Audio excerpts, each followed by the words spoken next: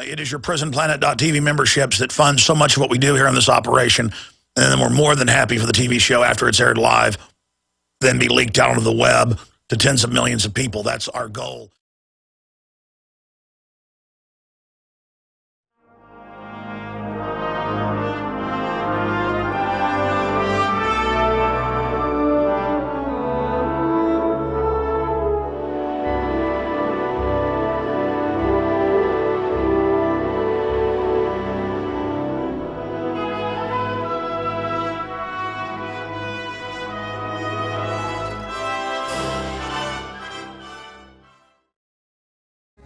I'm going to attempt to be focused today and go over all of the different facets of what we're dealing with here.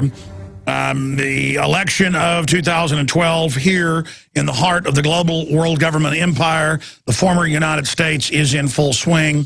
It is a political distraction overall to make people think the buck actually stops with presidents and not the globalist special interests that have hijacked this nation and other nations. But it is important in that it shows how the system is able to engage in overall election fraud, black box voting, and it's important to see in the globalist evolution where both parties are taking us, and that is very, very rapidly deeper into classical tyranny. So we're going to be going over all the different facets today. An incredible speech last night where Obama started crying. He's been crying more today. Absolute Oprah Winfrey deception garbage by a con artist trying to suck in his followers. Romney, obviously a globalist deceptor and deceiver and front man, but not giving us those types of theatrical events. Obama said that he tells the truth. Obama, you know I tell the truth. That's the headline at Infowars.com, an article I worked on this morning with Paul Watson that he just published. You know when Obama is lying because his lips are moving. A key article with the fact that Obama is a bigger liar than Bill Clinton. Obama and his administration engage in lies that are mind-blowing. Here's an example. They've put al-Qaeda in charge of Libya. Now they're trying to have them take over Syria. Hillary is in the news today, and we have an article up at Infowars.com saying that they've got to invade Syria because of al-Qaeda. Because al-Qaeda is now in the country. The al-Qaeda they publicly shipped in. Unbelievable. Hillary Clinton aims to rewrite history, says Islamic extremists hijacked Syrian revolution. By the way, we had Lieutenant Colonel Tony Schaefer on yesterday. And off air, he said, yeah, no, the evidence points towards a hit on the ambassador to get rid of him because he didn't want to arm al-Qaeda in Syria. And then on air, that wasn't in confidence. He said I could talk about it. On air, he said, yeah, that's one of the options. But bottom line, they ordered the stand down in Benghazi. And I'm sorry, that's spin to claim neocons ordered al-Qaeda in when that al-Qaeda group was running security in Benghazi. And now we learned for 7 hours, not 5, they had drones over while the firefight was going on. The Alamo was going on with just a few guys, and they're holding off hundreds with anti-aircraft guns, you name it, and that Obama ordered the stand-down. Now they've been relieving generals over it, and that's come out in the Washington Times. In fact, guys, that's in my news stack from last night. Can somebody jog over? And I mean jog over. It's a big little complex now, the InfoWars campus, and grab that off the other broadcast desk. I think it's still sitting there, still loitering over there. My stack of news from last night is a bunch of research we pulled together, and I don't have it in the stack, so I want to actually have that. We're going to get into Obama. Well, I mean, here's a clip of it. Here's a clip of Obama saying he doesn't lie. He says, I only tell the truth. That's another lie. Here it is. Ruling out compromise, pledging to rubber stamp the Tea Party's agenda in Congress, not change. Changing the facts when they're inconvenient to your campaign, that's not change. At least not the kind of change you want out of your president. You may not agree with every policy I've put forward. There have been times where, by the way, Michelle doesn't agree with everything I do. You may be frustrated sometimes with the pace of change. I'm frustrated too sometimes. But you know where I stand. You know what I believe. You know I tell the truth. You know I tell the truth. You know I tell the truth. We've got an article documenting his lies.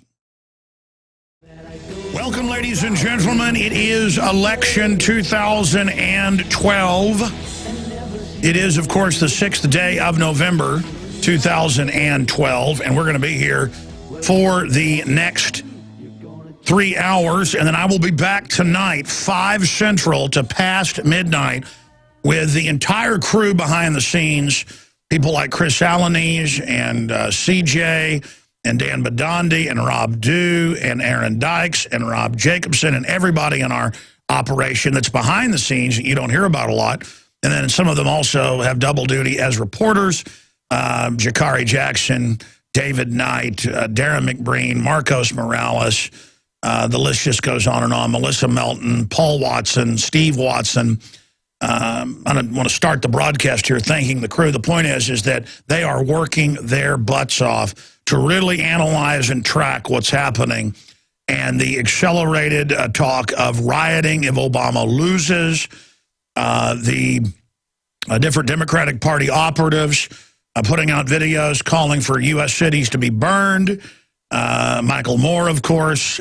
We have just unbelievable behavior out of Bill Maher, calling for racial attacks on whites, literally incitement if Obama doesn't win. Everybody knows I don't like Mitt Romney, but just the behavior of the Democrats shows you they are a nasty group of authoritarians. And they've just got a giant group of camp followers that are dependent and think government's their mommy, their daddy, and their granny all rolled into one, and it is Creepville off the chart. You've got all the geopolitical things that are happening, the global meltdown moving quicker and quicker. Bev Harris will just pop in for like 10 minutes at the bottom of the hour with the latest on any type of election chicanery. Then she's back on tomorrow in the aftermath. They're still talking about a board of elections in New York, extending voting for a couple days. So I think it's 50-50 probably right now that they're going to postpone the election results for a couple days. And then that's where I think you've got a chance of the real civil unrest if things are contested. If Obama wins, I don't think you're going to see Romney supporters engaging in any type of criminal activity. You may see a little bit of stuff. I think that if Romney clearly wins, you're not going to see a lot out of Obama supporters. Maybe a little bit of, windows being knocked out or a little bit of rioting. But I think it'll be moderate. But if this thing gets protracted and then there's allegations of election fraud on both sides, you could see both sides getting really, really nasty, and the civil unrest could really go south quickly. And I see so many Democrats in their tweets, but also on TV and radio and in print saying, oh, conservatives are scared. They're scared there's going to be rioting. And like Bill Maher said, black people, you need to go out and attack white people, basically hunt them down. Charlie Skelton, the London Guardian, has done an article for us pointing out that it's racism, implying that black people are going to do this and then trying to goad them to do it. It's really a form of terrorism being engaged in here. And again, it's like pick your poison. No matter who gets into office, I know the New World Order is going to continue. But Obama says he's going to try to ban handguns and rifles in the second debate. We already knew that was the plan. I can't believe he admitted it. He only tells the truth when he admits he wants socialism and to disarm the American people. That's about the only time he tells the truth. In the first campaign, he lied about it and said he believed the Second Amendment was going to leave it alone. Now he says the Second Amendment means they have a right to take your guns. That's the new lawyer speak. He plans to expand taxpayer-funded abortion, making churches pay for it in their insurance packages. A lot of really bad stuff they are announcing. If you think 200 power plants shut down, how about 1,000 plus? They're talking about close to 1,100 coal power plants. We've already seen power prices in many areas of the country double. It's up 30-something% nationwide in the last 4 years. Can you imagine if they shut down 1,000? Whew. Man, they've shut down the 2 city-owned plants, they said, for the earth. It was so big insiders could make more money with their coal power plants. And our prices have doubled the last 5 years. This is pre-Obama right through it. Can you imagine they shut down our final power plant? We'll have to buy it all from Mexico, strangely enough, where they have totally dirty plants. They're talking about another doubling. I mean, you want to get gang raped by the globalists? Don't worry. All of you idiots that think Barack Obama is going to deliver you a free lunch and that overall your life's going to get better under the destruction of this country and the jobs shutting down and the shipping overseas, you people are in for a rude awakening because you're going to still get your welfare checks. You're still going to get your Social Security checks. You're still going to get your food stamps. They're just going to be devalued and you're not going to be able to buy as much with them. Okay, I'm already digressing here. We got Bev Harris coming on. I thought it'd be interesting to have David Icke on during the election just to cover things in the world. Richard Belzer, the TV star and Hollywood star, a few months ago he was on and suddenly said, hey, here's Christopher Walken on the show on Skype. And sure enough, there was Christopher Walken. I think they'd had a few glasses of red wine that day. So who knows what the surprises will be with Richard Belzer popping in. And then tonight, I'm going to be in this radio/TV studio taking calls.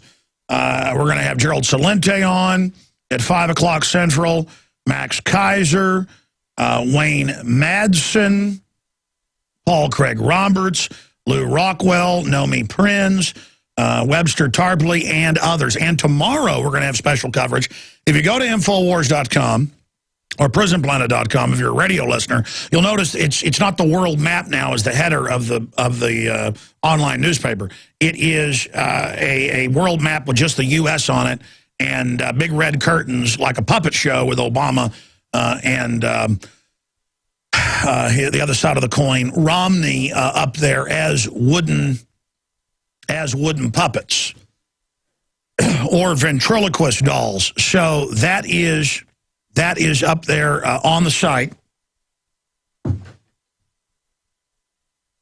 And you can link through just by clicking that header, and it takes you to a page that has the free video feeds up there for everyone, what PrisonPlanet.tv viewers and subscribers can see every day. The radio show, 5-camera shoot, the TV studio over there where we're going to have our reporters giving you the latest news every 15 minutes, the latest, most of it, of course, fraudulent numbers with both parties engaged in all sorts of rigging of systems.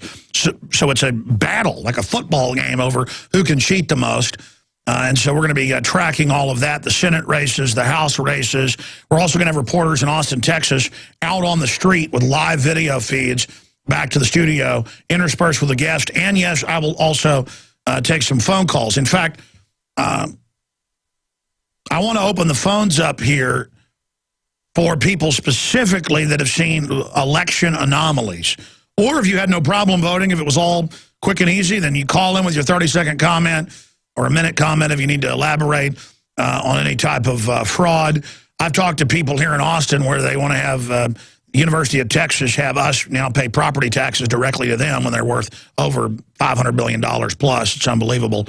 Just in their permanent fund, you know, they're talking about $4 billion just in cash. But if you count all the investments and all of it, I mean, it's almost as wealthy as the state of Texas itself with the comprehensive annual financial reports. And magically, people trying to click that I've talked to no on Prop 1. It's just saying you're done voting and flipping it that you voted for it. We'll also give the number out here to call in with any reports you've got on what's happening with the election. 800-259-9231. 800-259-9231. We'll get into the latest on the aftermath of the breakdown of society and FEMA not really helping anybody in New York and New Jersey, but citizens, Americans that did get prepared and the churches that got prepared, they are buoying the community. And that's in the local news. It's also what our listeners are telling us. FEMA, nowhere to be seen. Cops are mainly writing tickets. In Long Island, in Jersey Shore, in Manhattan, in Staten Island, they're out writing tickets. There's looting at night. They're also arresting people that try to bring gasoline to their neighbors. And they're arresting people who, you know, pose, you know, in the news with a baseball bat. You're not allowed to defend yourself. So we're seeing what we saw in Katrina.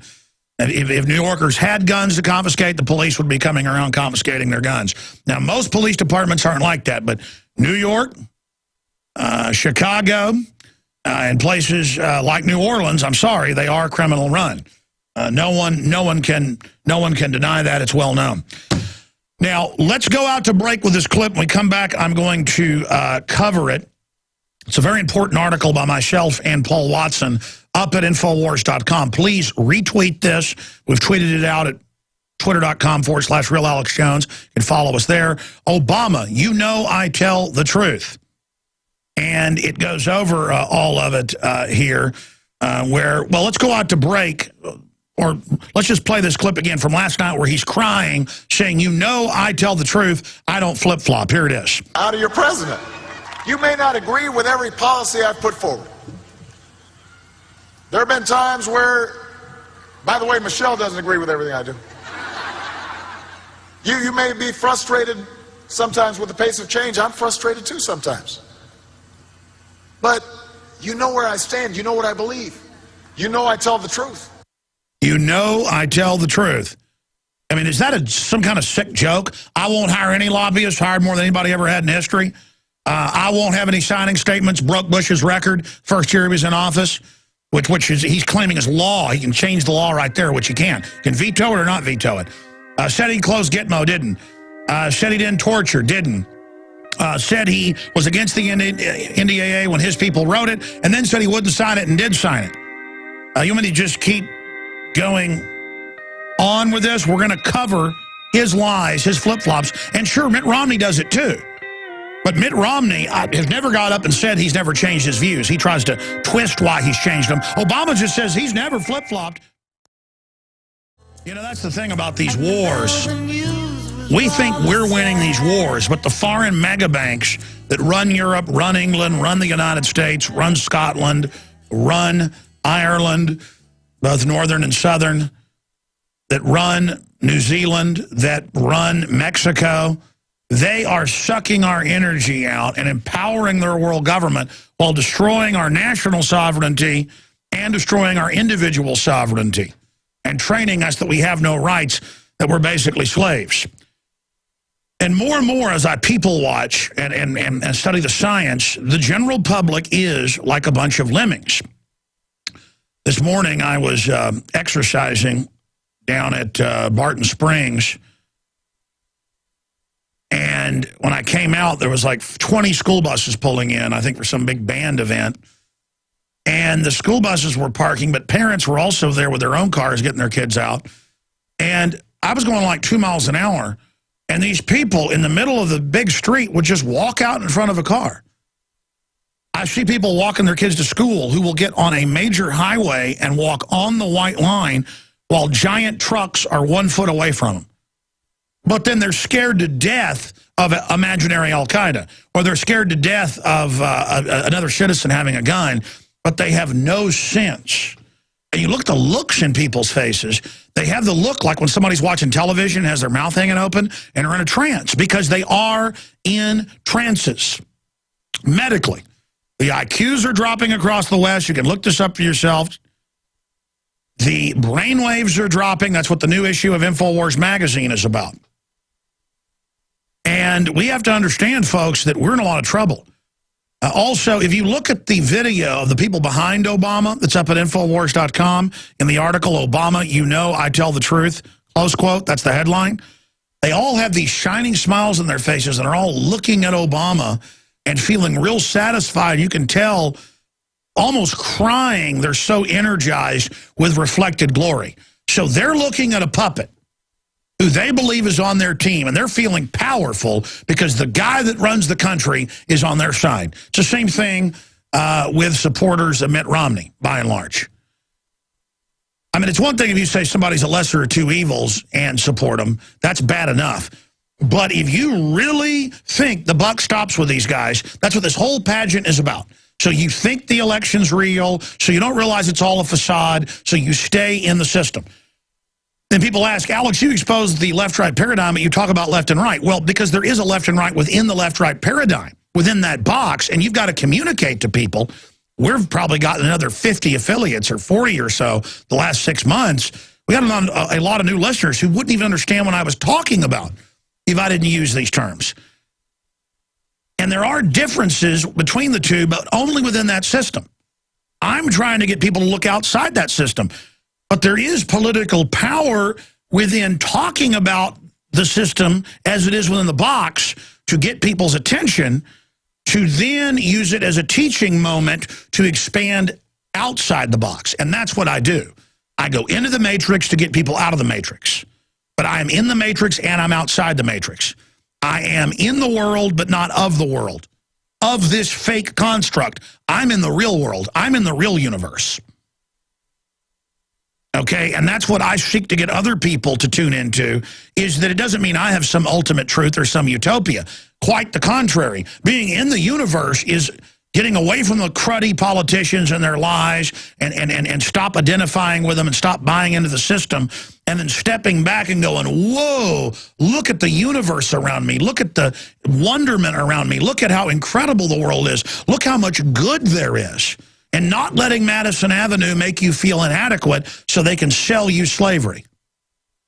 It's realizing how important you are. It's realizing your place in the universe. And then these people are a sick joke. Now let's play this clip one more time. Here's Obama saying that he tells the truth. He never flip-flops. He says that in the full speech. Here it is. And then we'll, after we... poses a dilemma for Governor Romney. But he's a very talented salesman. And in this campaign, he has tried as hard as he can to repackage the same old ideas and pretend they're new. In fact, he's offering them up as change. Says he's the candidate of change. Now, let me just say this. We know what change looks like. And what he's selling ain't it. It ain't it. Giving more power back to the biggest banks, that's not change. Another $5 trillion tax cut that favors the wealthy. All right, we're gonna go to break. Not change. We'll be right back. Stay with us. It is election coverage, or should I say selection coverage. 2012, it's election day. It is November 6th, 2012 on this Super Tuesday, as they call it. And it's like going into a casino where you know everything's tilted and rigged for the house. I'm just not going to go gamble and be part of something that's designed to sucker me. I know that there is some evidence that there's still some real election processes in some local areas in different regions of the United States, but we have proven decades and decades and decades of fraud with Kennedy versus Nixon in 1960. We know about the fraud to get LBJ into Congress in Box 13. We know about the fraud in Ohio. We know about the fraud on both sides in 2000. We know these machines' codes have been made public where it's designed for fraud. And still, the companies operate and just change their name, and that's what we go out and vote on. Now, that said, we can see where our country's gone. We've got Barack Obama openly saying he wants to go after handguns and rifles, and that churches should have to, pay for insurance that pays for abortion. You got Mitt Romney that says he thinks Russia's a big enemy and wants to start some new wars. I mean, it is a evil on the left, evil on the right, and a whole fraudulent system over it. Now, Bev Harris runs blackboxvoting.org. She's only popping in for about 10, 15 minutes today, and then we're going to have her back on tomorrow in the aftermath and in the days following that to track what's happening in our election process. Because, the establishment doesn't just spend billions of dollars, controlling both candidates so they control the outcome that way. They also obviously have their hands in there, the different power structures, the different management teams of the two parties that want first dibs at the government trough as kingmakers. There is a fight going on to see who can be the CEO of Slavery Incorporated. Two different management teams fighting over who will get the CEO job of Slavery Incorporated, as I said 12 years ago in the film Waking Life. And that's more true today than it's ever been. And so Bev has got all of her moles out there tracking things around the country. What type of anomalies are we already seeing, Bev Harris? Well, I want to actually jump ahead, if you don't mind, Alex, to what people can do this particular today. I'll tell you what we're doing, okay, because that's going to pull in the reports of the anomalies directly from the field, from the people who are out there. I am in contact with a network of different organizations, both Ron Paul supporters, progressives, people from all political walks of life, which is what we want, ordinary citizens from all political walks of life, who are reporting in with what they see, and also, vetted stories that they may see on local news or local radio.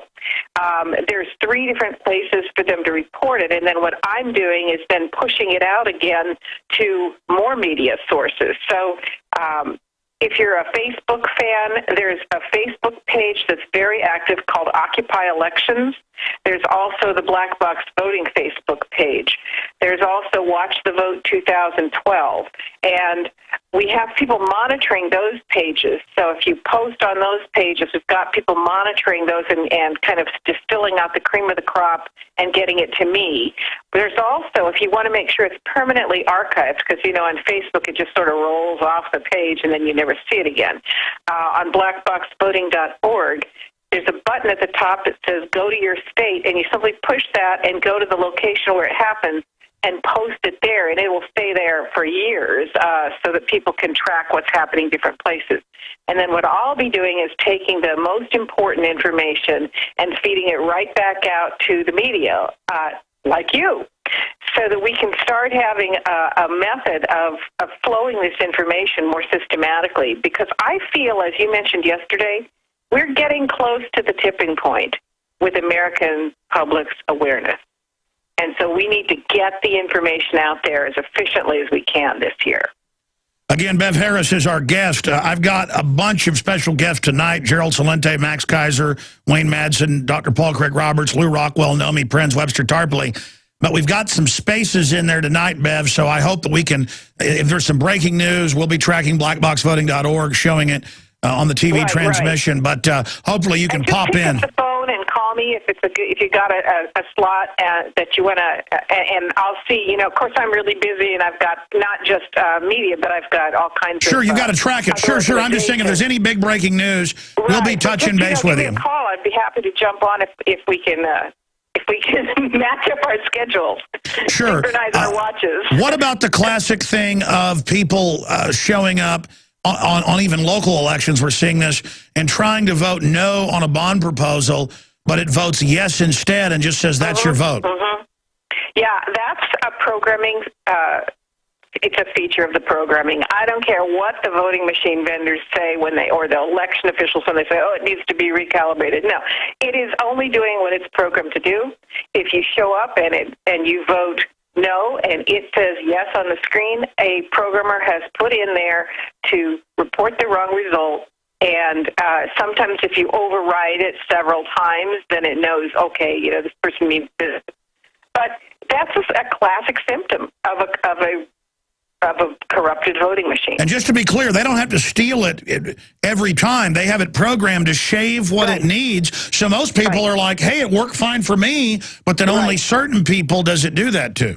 Yeah, classic election tampering is done by insiders, and it involves shaving the vote. So it's not 100%, it's just a percentage. And that's why you and I may disagree on this, but I think it is helpful to vote, because you can, shaving will only go so far in most cases.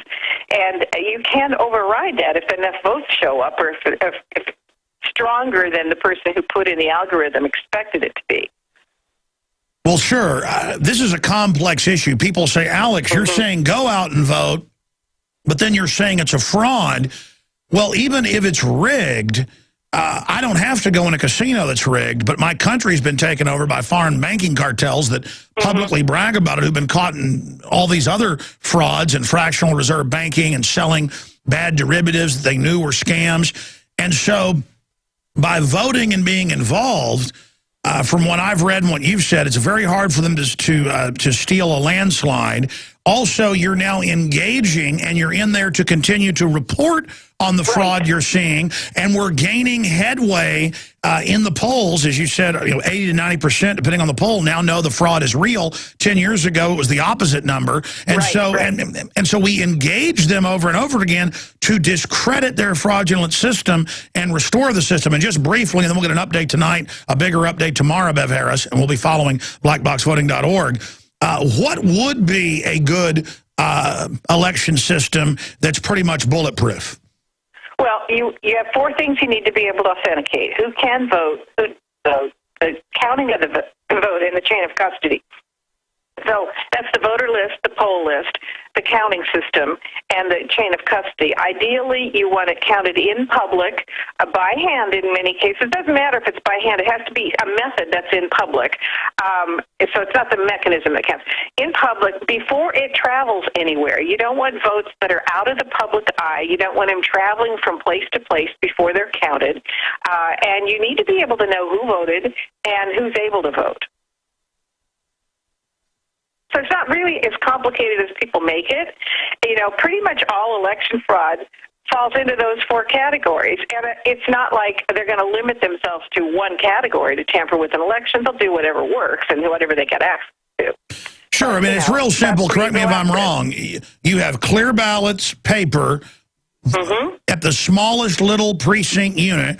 It's publicly counted in front of everyone with all sides there. Then that's literally posted on the wall and then tallied in the precinct itself. So you have a public number, and then all those are tallied publicly. And then everyone is there aware of who really won. And if there is any fraud, at the top, there is a chain all the way down so you can reconstruct what happened very, very quickly. Instead, they sell it as, oh, that takes too long, and oh, you know, that can be defrauded. Let's just have a black box with wires going into it, owned by foreign companies and people, and we'll just tell you who won.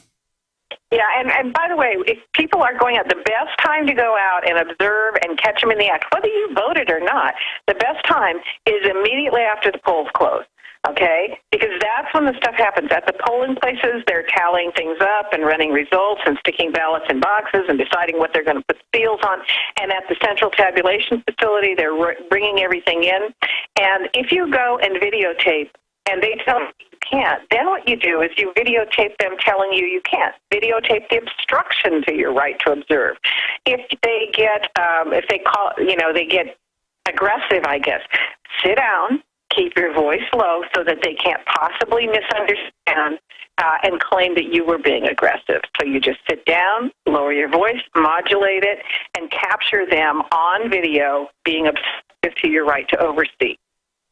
And get that to YouTube, and good things will happen. Well, Bev, we'll get an update from you by tonight, and then obviously tomorrow we'll know more about hot spots of potential fraud going on. Right. And we'll talk to you then. Thank you so much, Bev Harris. Thank you, Alex. All right, there she goes. And again, coming up today, Central, at 5 o'clock Central, 6 o'clock Eastern, we will have free audio streams and video streams.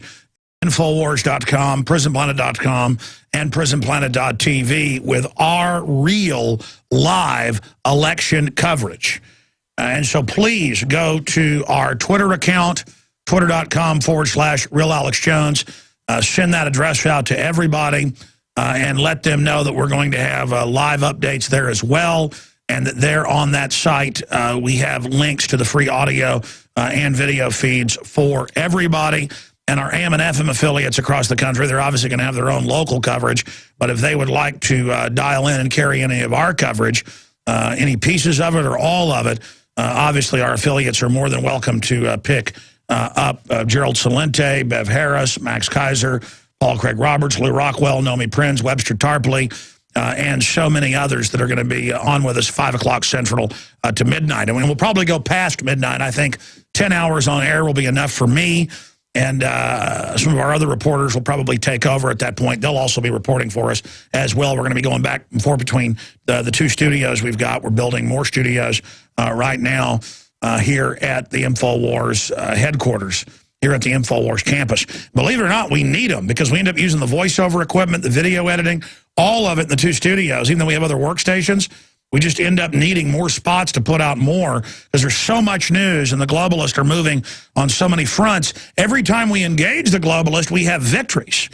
The problem is that we can't engage the enemy on every issue because they're moving on so many fronts. That's why you need to get your own YouTube channel. You need to go do your own local access show. You need to go get your own local radio show. And if you think it's hard, it's not as hard as you think. You need to go engage the globalist. None of us are going to defeat this evil by ourselves. But with God's help and taking action with what's right and having little fights with these people every day, we will move against them. You're never going to get anything done just sitting around. Now, again, I played parts of the clip. Here's the end part. It's up at Infowars.com. Obama, you know I tell the truth. And I want to read some of Paul Watson in my article that we put out that is so important up at PrisonPlanet.com and Infowars.com. Obama, you know I tell the truth. And just caught in massive lies. In fact, that's a great headline Paul has. That's the headline I told him. But I think we need to add, Obama, you know I tell the truth. Fact check. We want to add fact check to that if we can. If Watson isn't listening, maybe Nemo or Adon can do that. I mean, he's caught red-handed in lies. I mean, I don't know how you get a strong enough headline here. We're going to play that clip one more time in case you just tuned in. Here's Obama crying, totally staged, right out of Oprah Winfrey.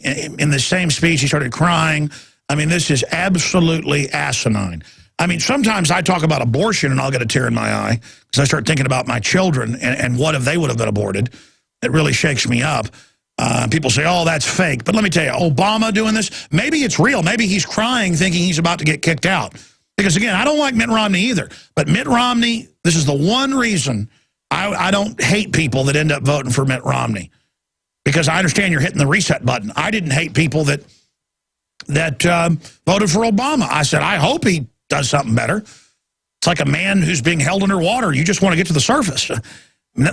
Spiritually, that's how this feels. Because I started to get a lung full of water yesterday morning and had to get up to the top real quick. It was kind of that panicked feeling. And I thought, man, that's how I feel every day, deep down. It's kind of a controlled panic.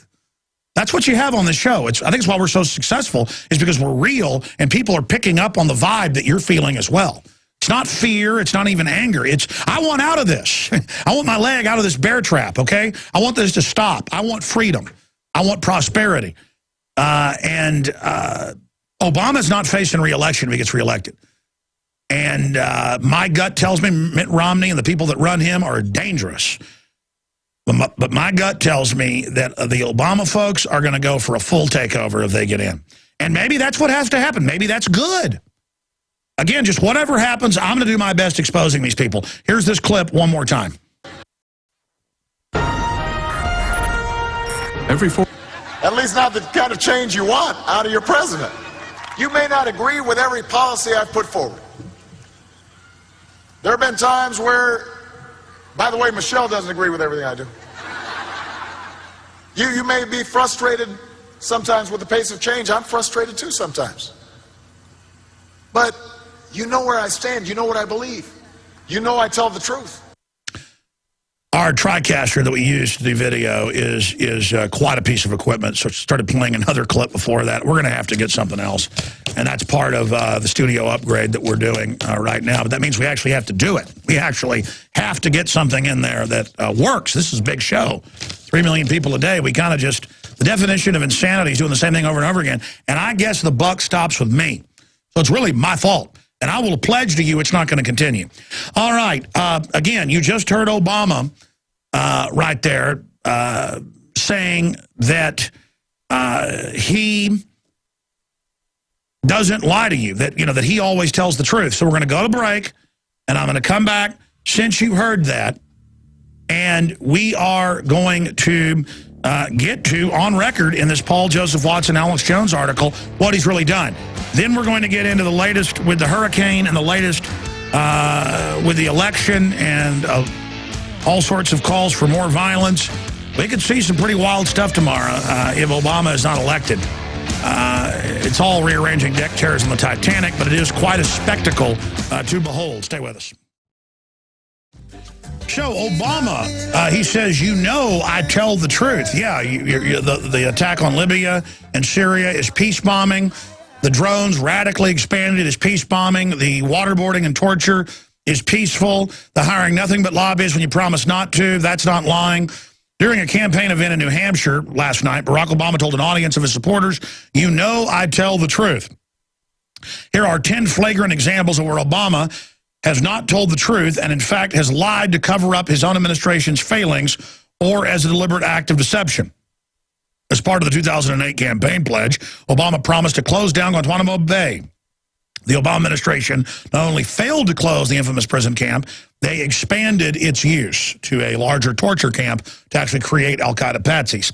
Number 2, last year after campaigning to protect habeas corpus, again, he campaigned to protect it, Obama promised not to sign the National Defense Authorization Act with its provisions for the indefinite detention of Americans, yet put his signature on the bill in the dead of night on New Year's Eve. Indeed, it was Obama administration itself which argued for the removal of the language that would have protected Americans from the provisions, and then had them reinstituted after a court had struck them down.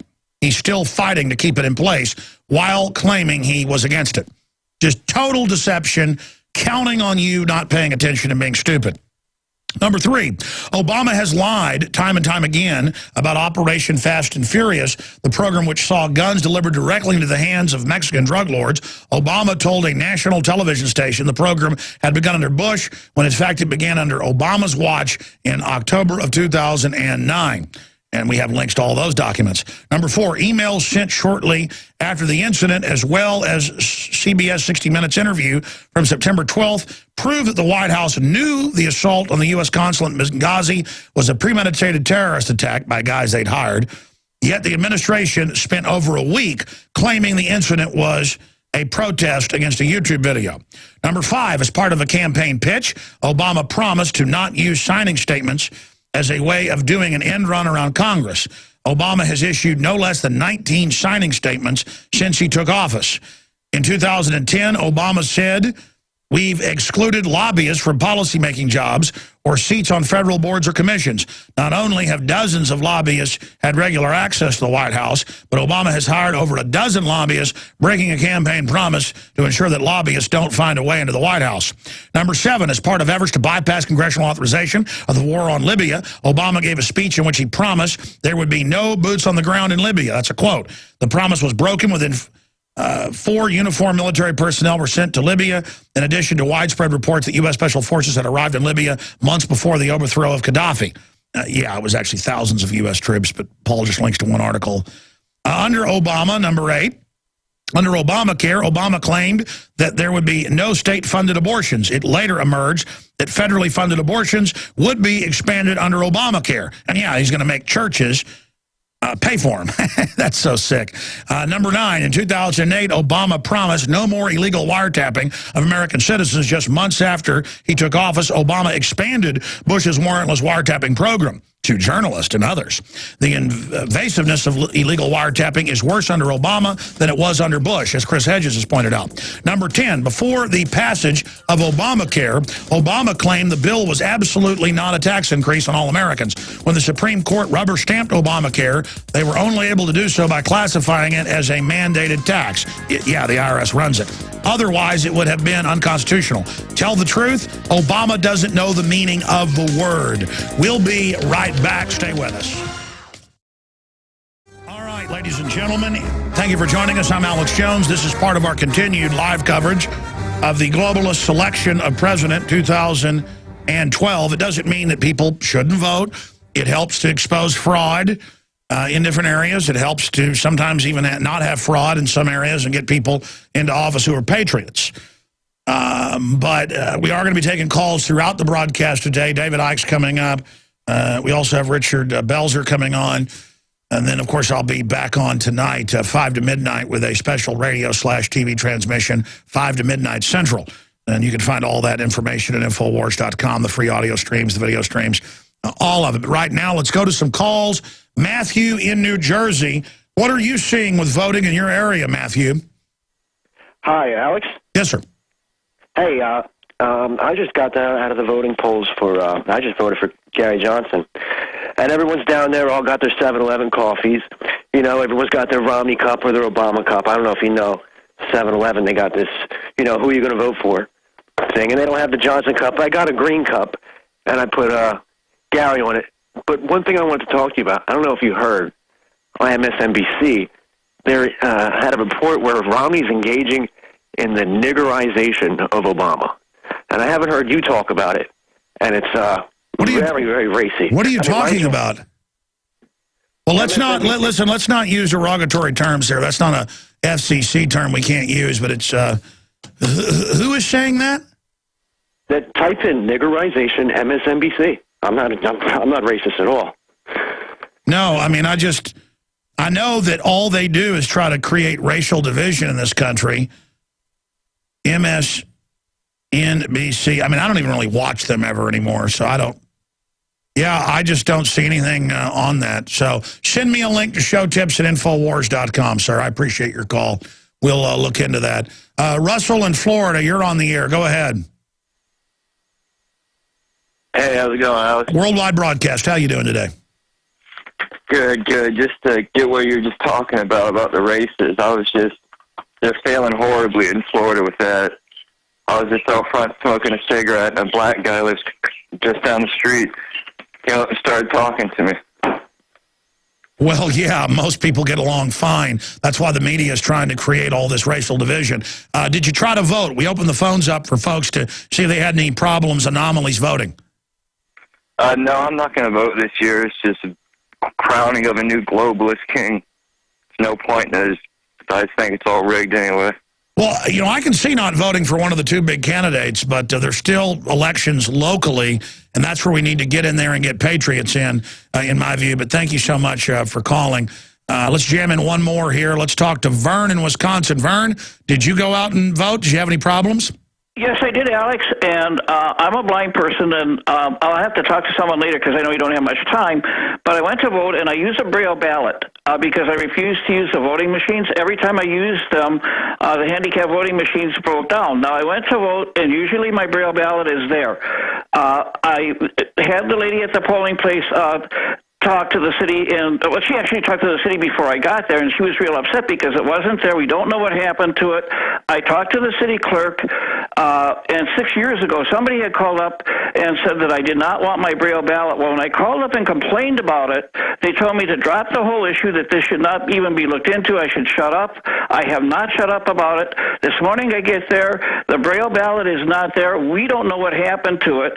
And I want to be able to keep in contact with you so that I can update you as to what's happening with this whole situation. There's more to this story than I know that you have time to talk about, but I have no idea where that ballot is, and I felt that I should call and let you know about it.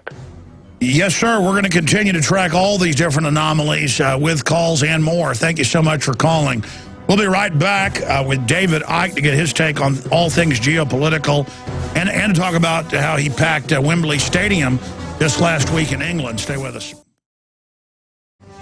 It is November 6, 2012. We are covering the 2012 presidential election and all the other elections. The selection, no one can deny the globalists own both the horses, the big horses in the big race for president, but they don't control every other person running for Congress or the Senate. And we're going to be tracking this here today, but also back tonight with free audio and video streams.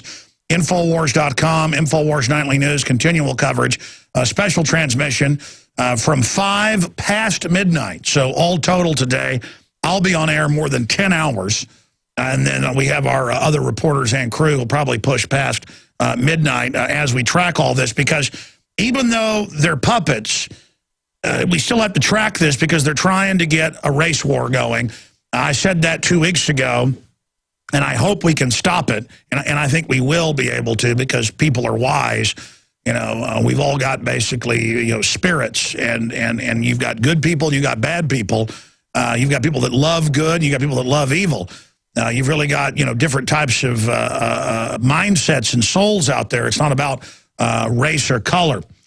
And it is despicable to see people like Michael Moore saying if Romney wins, it's a fraud, burn down U.S. cities. He puts out videos showing seniors saying that and then saying in Spanish, yes, we can. You've got Bill Maher saying that if Romney is elected, that blacks should go out and find and attack white people. And that's meant to create racial division. That's classic divide and conquer. We're going to talk about that with David Icke, who's been the head of the Green Party in England, BBC news reporter, sports reporter. He can certainly expose how they all have the Tories and Labor, Republican, Democrat, conservatives, social democrats in Germany. Same story, different country. But here's some of the headlines. Thousands of public housing tenants struggle to survive without heat, water, and power a full week after Hurricane Sandy, New York Daily News. And government's not helping them. It's churches and local New Yorkers. And we've had callers about this, but it's also in the news, confirming that New Yorkers that did get prepared are going in and helping people in the projects. So there you go. And that's got to make MSNBC angry. That's why they're not covering it. They hate to see whites and blacks and others helping each other. So continuing here, Sandy price gouging probed, $7 loaf of bread, $10 box of matches, NBC New York. There are some people who are cashing in on it, though. Continuing, New York City residents still stuck in neutral over gas shortages and aftermath of Hurricane Sandy. They're now, what, 7-8 days into this, and government can't or won't help them, especially in areas where the public's been disarmed. There is looting. There are attacks. Sandy victims beg for help. The Weekly Standard, an amazing compilation video that I saw this morning where people are just begging and pleading, and no help is coming. Continuing, Giuliani says FEMA as bad as Katrina. Yeah, no doubt about that. And people begging government to protect them. Poor folks, more than half the population, they estimate, made no preparation. Manhattan garbage days cut as sanitation workers head to Sandy-stricken boroughs. So government shutting off the services in other areas to go try to dig folks out. Grid down collapse. Hard assets soar in value. Another report we've got up at prisonplanet.com. Continuing here, Chris Christie institutes gas rationing system in New Jersey. See, all government can do is take control of things and then ration it. That's just some of the reports that we have breaking that down. Then we're going to David Icke. Let me just hit a few of the election news stories, and we'll cover this first with him and then get into the big geopolitical developments. Obama supporters mark Election Day with more threats to kill Romney. Are these young people the vanguard of hope and change? And again, you've got all the Democratic Party operatives trying to invoke racism and trying to stir folks up into burning down their own neighborhoods. Not a good idea. Thousands of shocking threats of violence by Obama supporters on the eve of the election. Another article from the Economic Collapse blog breaking all of that down.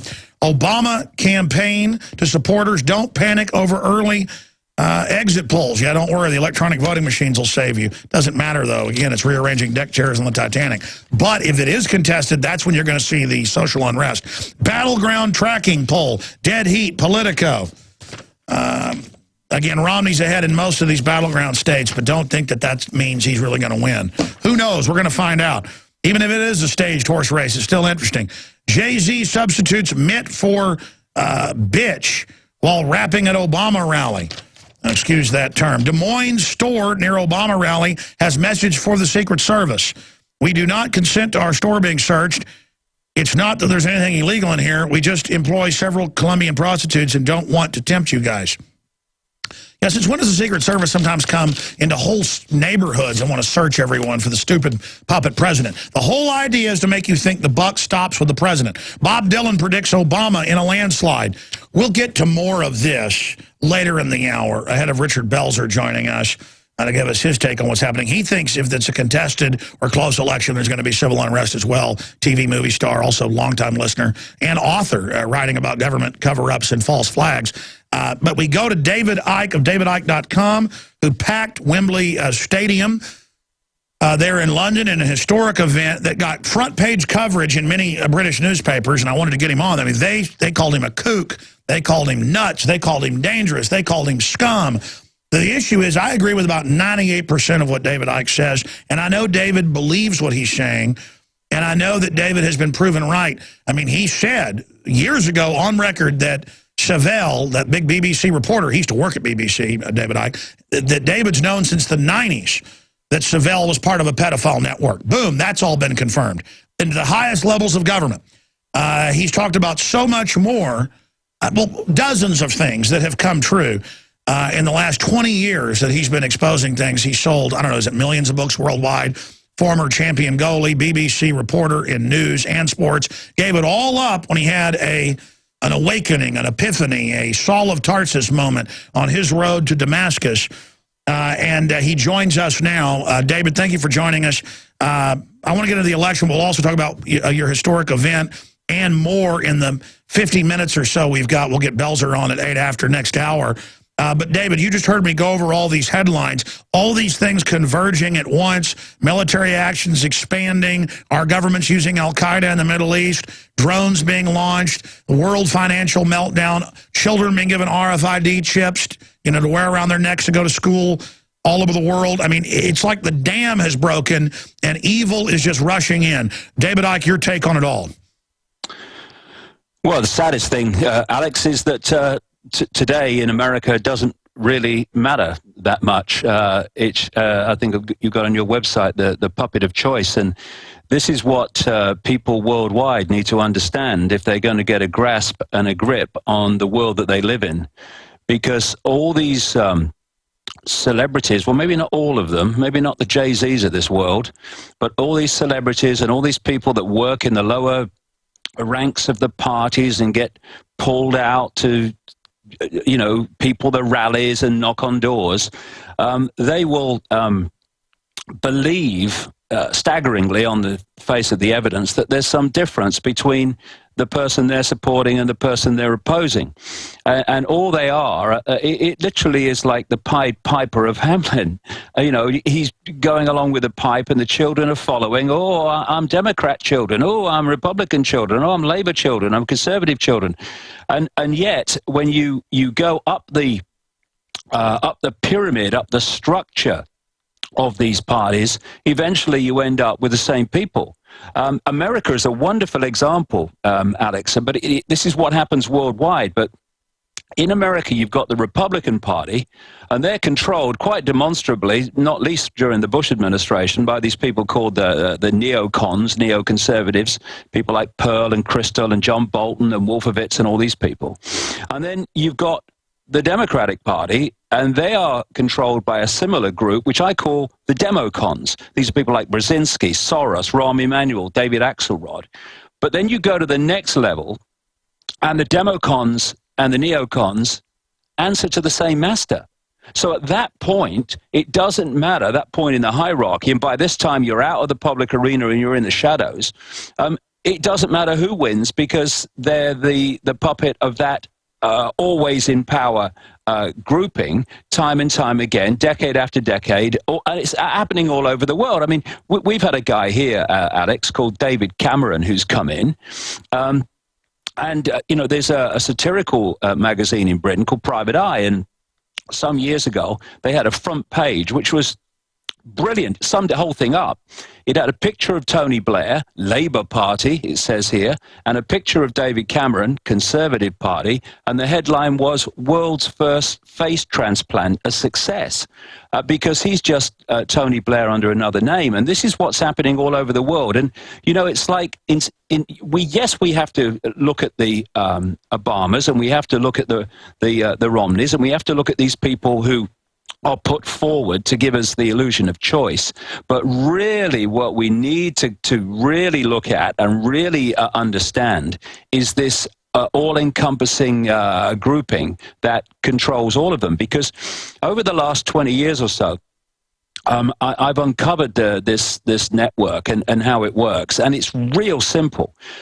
What you have is like a secret society, also Satanism and pedophilia, funnily enough, version of a transnational corporation. So you've got someone like McDonald's or I don't know, Monsanto, any of these transnational corporations. McDonald's is a wonderful example. And you've got a headquarters somewhere in America. They dictate to the whole McDonald's global network. So wherever you go in the world, you're going in basically the same McDonald's because it's the same corporate image, it's the same corporate way of working, the same everything. This grouping this global grouping has created a structure of secret societies, satanic societies, pedophilia networks, which operate in the same way. So you've got in Europe places like the City of London, Rome, Brussels, Paris, Berlin, and of course the United States to a large extent as well. But Europe's the real epicenter, not governments at the center of this web.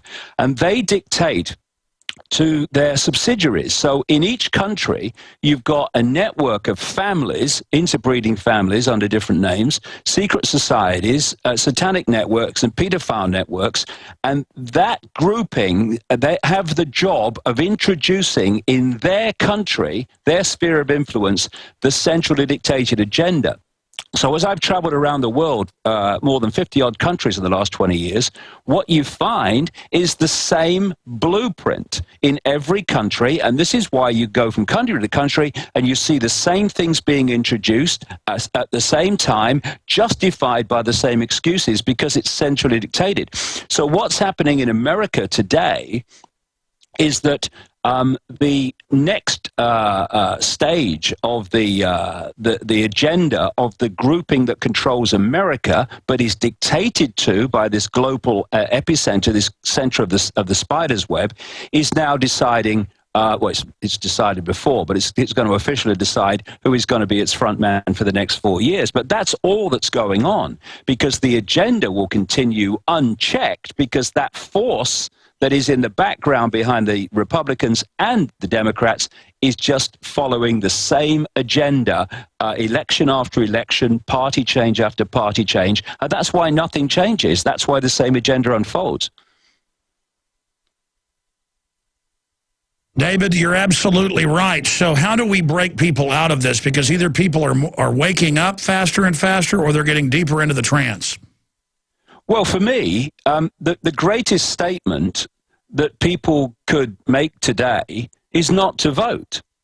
Well, there's one thing they should vote on, in my view, and that's Proposition 37 in California. If California today doesn't vote for GMO labeling, then the world is completely insane. So that I support that voting, but voting for Romney or voting for Obama. So people say, well, if I don't vote for Obama, then Romney will get in. I don't vote for Romney, then Obama will get in. It doesn't matter, because the same grouping, this hidden grouping behind both parties, is in control anyway. And by voting, we are giving credence to a rigged system. By not voting, you're saying, we know the system's rigged and we're not having it anymore. Because otherwise, I mean, it's like in Australia that that it's compulsory to vote. And all that does is give credence, because people vote, not because they think they've got a choice most of the time, but they think, well, I get fined if I don't. They keep the voting levels up and therefore give credence to a rigged system. In countries where that's not applicable, I would say in Australia, it included, don't vote in mass numbers, what they're going to do. But the thing is, don't vote. I haven't voted for decades and decades and decades. And, it's not made any difference whether I vote or whether I don't vote, because the same force has been in power, whether Labour or Conservatives. Sure. I want to talk about how compartmentalization works and how they hired people in the system who are into different types of criminal activity so they can know that they're compromised. But why it's pedophiles at the top, they've obviously now have indicted the former head of Penn State for covering up. And, I mean, it's obvious that if Sandusky was raping children in broad daylight in the field house, which is college field house is like an airport. There's so many people in it. This was obviously open season on the children. It's always the same model. And I see it coming out daily now, where whether it's TSA agents or Homeland Security or movie stars or politicians worldwide, they always run children's homes or children at risk. Well, no kidding. These are literal ghouls who want power so they can abuse and attack everybody. And this is what I've been saying about places like Bohemian Grove that goes on in some sectors of it. This is the stuff that's connected to Skull and Bones, that's just a feeder group to these satanic rituals. Every culture says there's bad people that like to come and, chop folks up or drink their blood or sacrifice kids. Every culture sacrifices children. And if they can't get away with killing them, well, they'll rape them. That's the next that's the next best thing. But I want to get into that here for a moment. The fact this is just all coming out now, that's who runs things. And we see HBO a few months ago, and guys, don't show the news articles. I know it's in the news, but I'm not going to show it. That shows 4-year-old girls simulating sex with large sex toys. This is what they now put on during the family hour. Their religion is wrecking innocence. Their religion is abortion. Their religion is death, poisoning. This is what they're into. They're now calling for 2-child policies in the West. But I'm now ranting. Again, David Icke is our guest here. But I specifically wanted to talk about Prop 37. I've seen this over and over again. A month ago, it was 2-1 for it. Everybody wants to be able to read on a label to make their choice. It's very simple. And then they start running polls saying suddenly it's neck and neck, suddenly it's behind. Those are obviously fraudulent polls. They do that when they're getting ready to use the electronic machines, and California is totally run by fraud, to do that. And so people need to understand, folks, just because these polls say something doesn't mean it's the case. I have been in the Republican primary repeatedly, working in Austin to watch it, and seen Pat Buchanan getting 60% of the vote, and then they announced he had 2% at the end of the night. And I was walking around to all the tables as they put the Scantrons together, David, and shoved them in the machines back in 1996 and one other time. And I talked to everybody. It was Pat Buchanan more than 50%. They said he got like 2% in Travis County or something.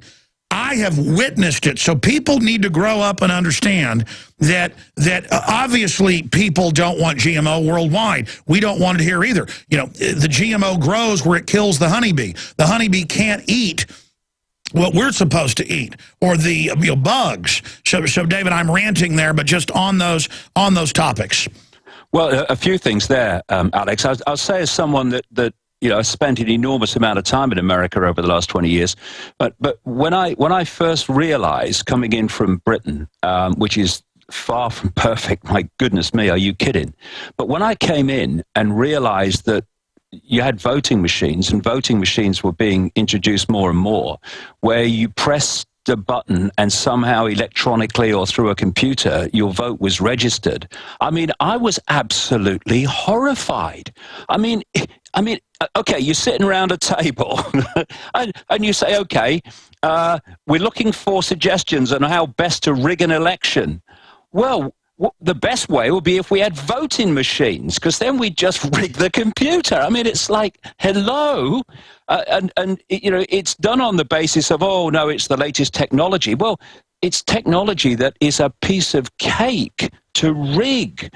You know, there's some things that need to stay as they were before so that they can be much more easily or it'd be much more difficult to rig. But voting machines, I mean, hello, it's just asking for trouble. It's shocking to me.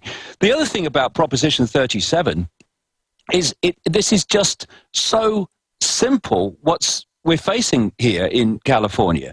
You've got a group of transnational, pure, undiluted, evil corporations who are devastating the health of America with genetically modified food, who are saying and they have put unbelievable amounts of money into a campaign to persuade you, whose health they are targeting, to vote against having labels on the food so people can have a choice about whether they're going to eat it or not.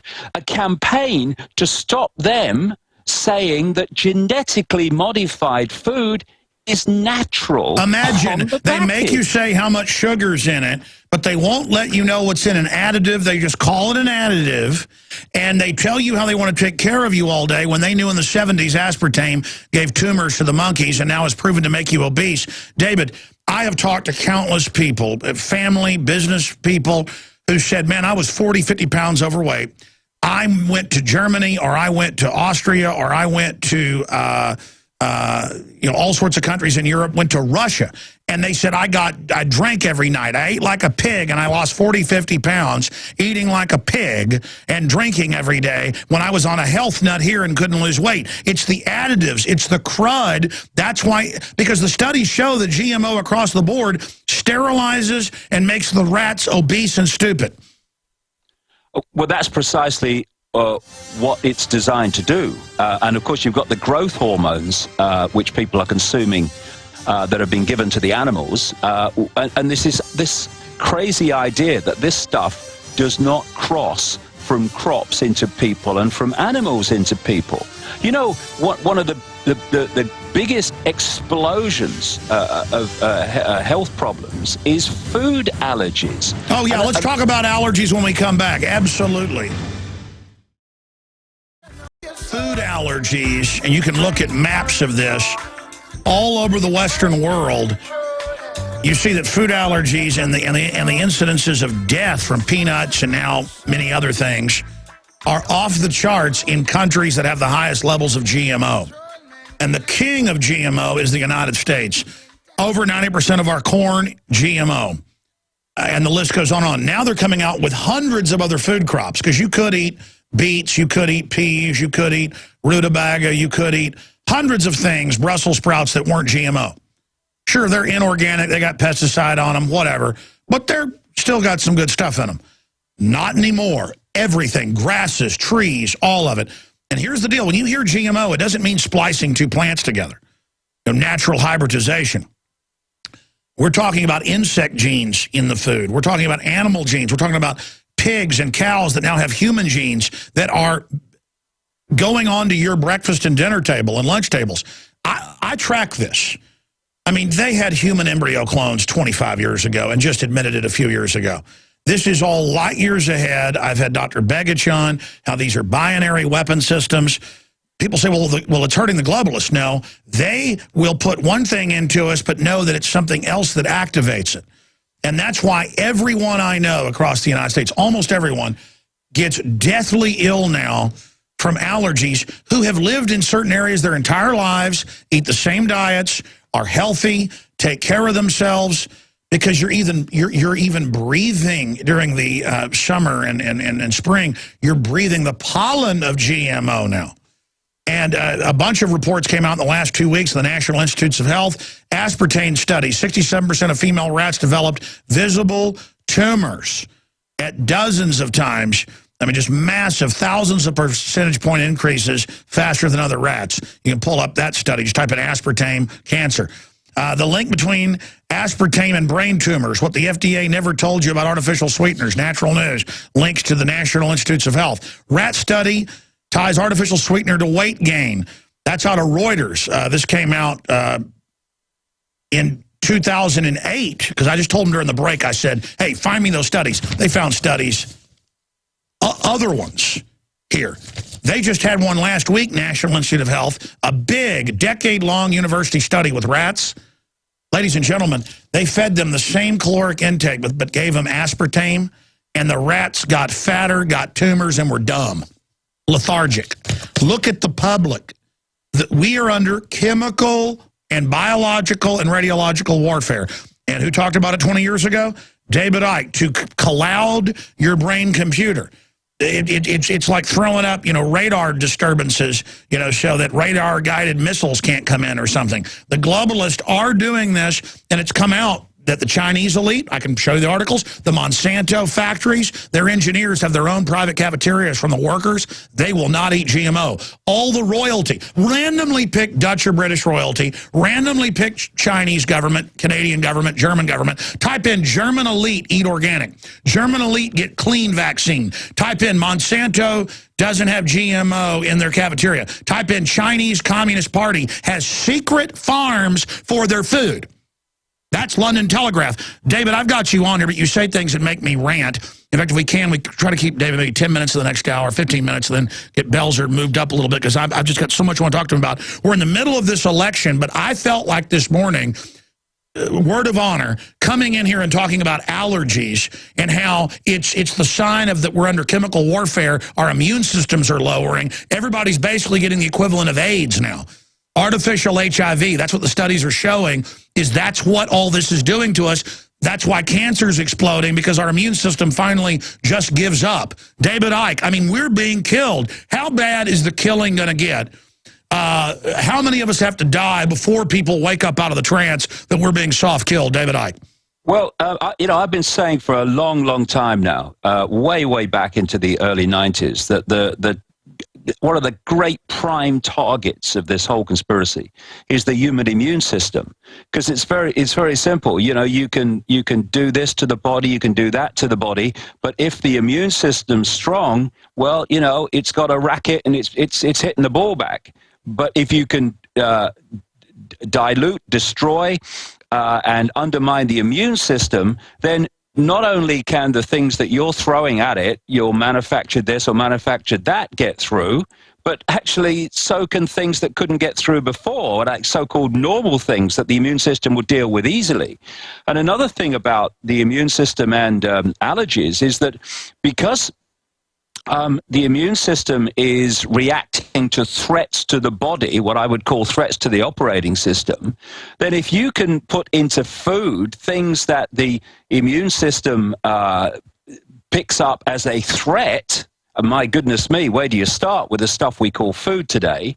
Then the immune system is going to see that food that you're consuming as a threat, and it is going to attack it. And thus you get the whole food allergy going. And there's another big angle to this, very important one, and that is that some of this genetically modified stuff is genetically modified to have its own insecticide.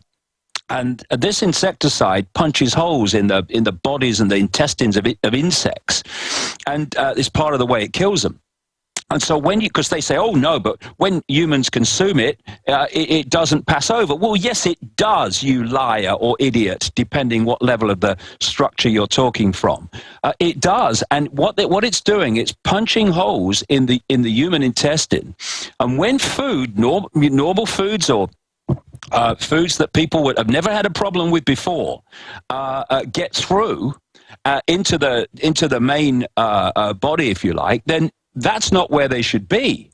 And thus the immune system picks up that food in the wrong place as a threat, and that goes into the immune system's database.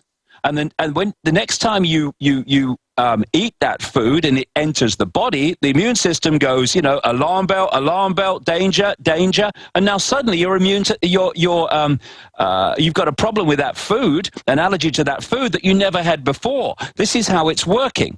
And we've talked at length for many years about the cull. They want a massive cull of the global population. Well, this is one of the key ways they're doing it, because it's cumulative, but with GMO, as we're now seeing, with the catastrophic effects on American health in so many ways, since this stuff really started dominating the diet, because of course you get it in corn, you virtually got it into almost everything.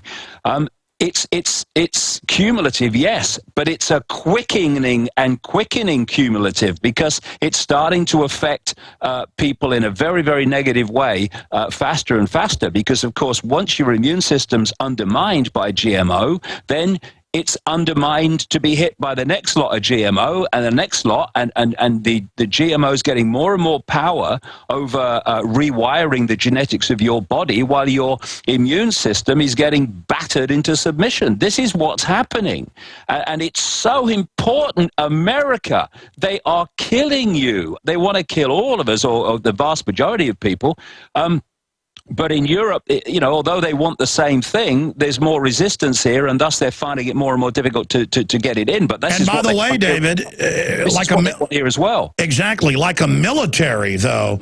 They've caught them in Brazil and all over. Monsanto and others will go, even when it's illegal, and will plant little crops next to growth belts to infect things. And they've bragged before. I've seen them in National Geographic saying, our plan is to take over where you don't have a choice. And it's the same company that brought us aspartame, that brought us Agent Orange, that buried dioxin, in neighborhoods. It's evil is their business. But expanding on that, I remember you more than a decade ago saying this is meant to rewire our genetics. Big studies just came out, a couple of them this year, proving that GMO penetrates the cell walls with the new DNA in the plants. And there's also viruses, so it's RNA, and is causing mutations and rewriting us. And of course, none of this is on accident. Why does every GMO in studies end up sterilizing rodents and end up giving them cancer? Because they're stacking traits. We're told about one trait. That's why so many times the GMO doesn't even do what they tell the farmers it will, because it is a deployed weapon system. That's exactly what it is. It's a deployed weapon system to attack the human immune system, rewire us genetically, and also there's a two-pronged attack in terms of dramatically reducing the world population. One is killing people, and one is making them increasingly infertile, so more people don't come along at the other end. And then, and there comes a point. I mean, this is what catches people out. People still see the human population growing worldwide, but or at least that's what the figures tell us. But there comes a point, a tipping point, where the cumulative impact of all of this, because this is only part of it. You've got the chemtrails, which have multi-reasons for being there, and one is its effect on human health.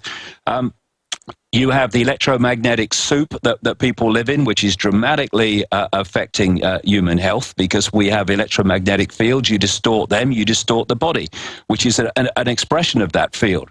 And therefore, there comes a point where the cumulative buildup of all this is a tipping point, and that's when lots and lots of people start to die. And people are going, hey, what's going on? People are dying in these large numbers. But it's been building up for decades, mate. It's not. And now they're good at no one even noticing 3,000% increases in the U.S. in general cancers, over 10,000% in pediatric, the U.S. leading the world in neurological, brain disorders, early onset diabetes, up multi-thousand percentage. And now they're just saying, get ready for half the population to have diabetes. And no one ever asks, why is it happening? It's always, oh, the government will tell you what you can eat now, and the school lunch is nothing but GMO. Oh, but aspartame is good for you. Listen, expanding on this, David, now we knew this was coming. Now I'm seeing headlines every day in newspapers going, hey, infertility's off the chart. DNA's damaged for some reason. Don't worry. You're now going to go to the government under government health care in Europe and here, and they're going to even create a baby out of 3 parents if they have to, and they're going to cut out all the bad traits, David. So things will have to be designer. They wreck our fertility, make us ill, and then we have to go to them to the genetic augmentation to even live or survive or procreate. But in that, we give up our procreation. Now the genetic engineers are in full control. This is the master plan. Well, yeah, I mean, I've been writing for a long, long time about ancient genetic manipulation of the human form, and what the ancients talked about in terms of the manipulation of human genetics then is simply another expression of what's happening now. The force that's behind all this is obsessed with human genetics, not least because it knows that human genetics is an information field or an information construct, an energetic information construct, and the nature of that construct and the information it contains fundamentally impacts upon the person's perception of reality, perception of self, perception of the world.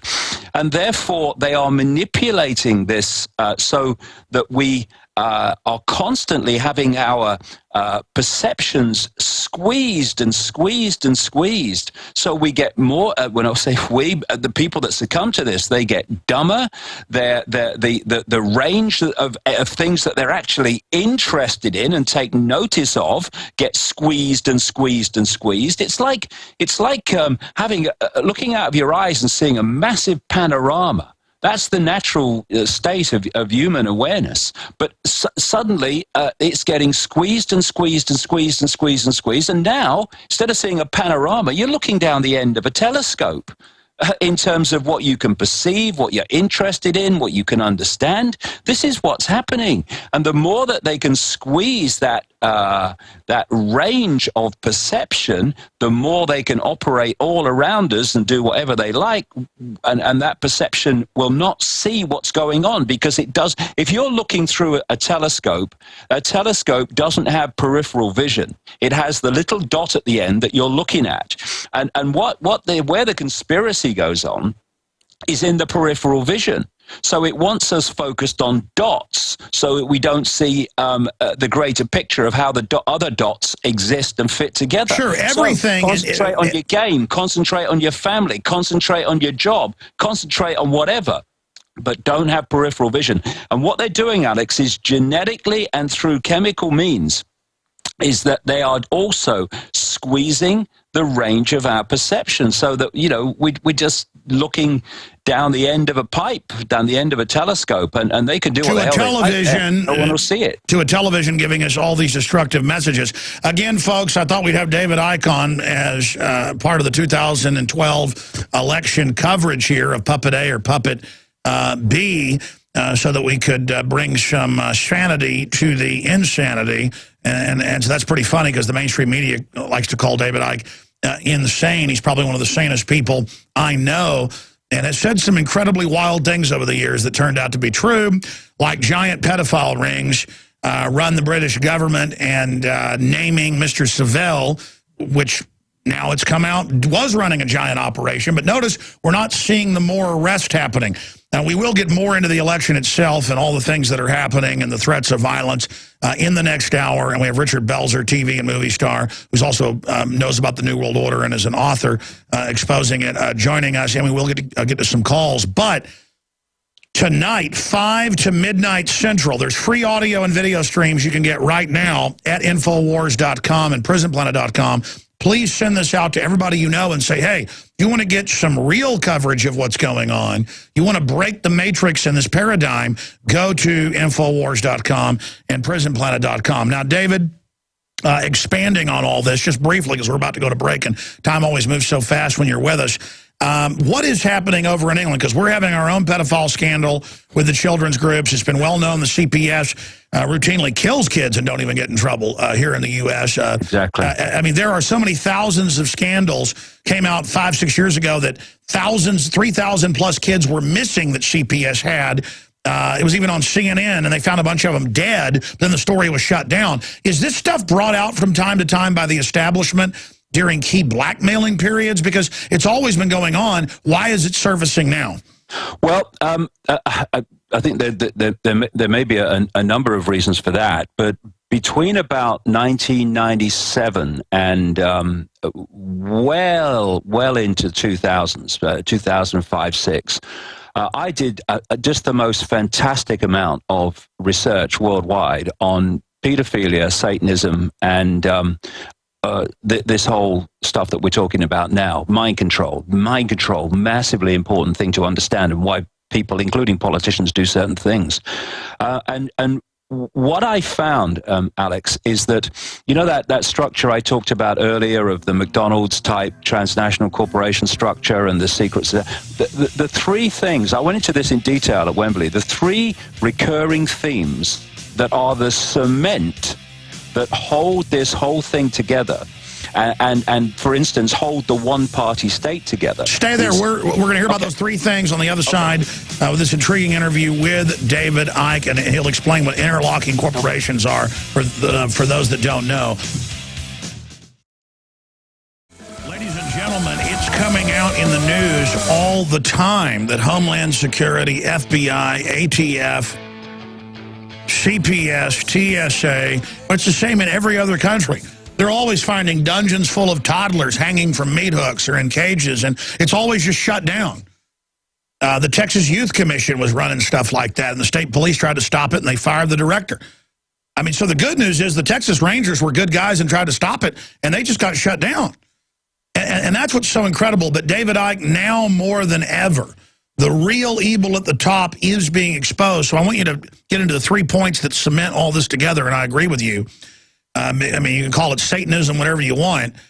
You know, these guys believe they're communicating with these entities. You call them aliens. People say you're a kook. You call them demons. Well, you can go to the Baptist church and give a speech. But the point is, regardless, I've studied them. They think they are.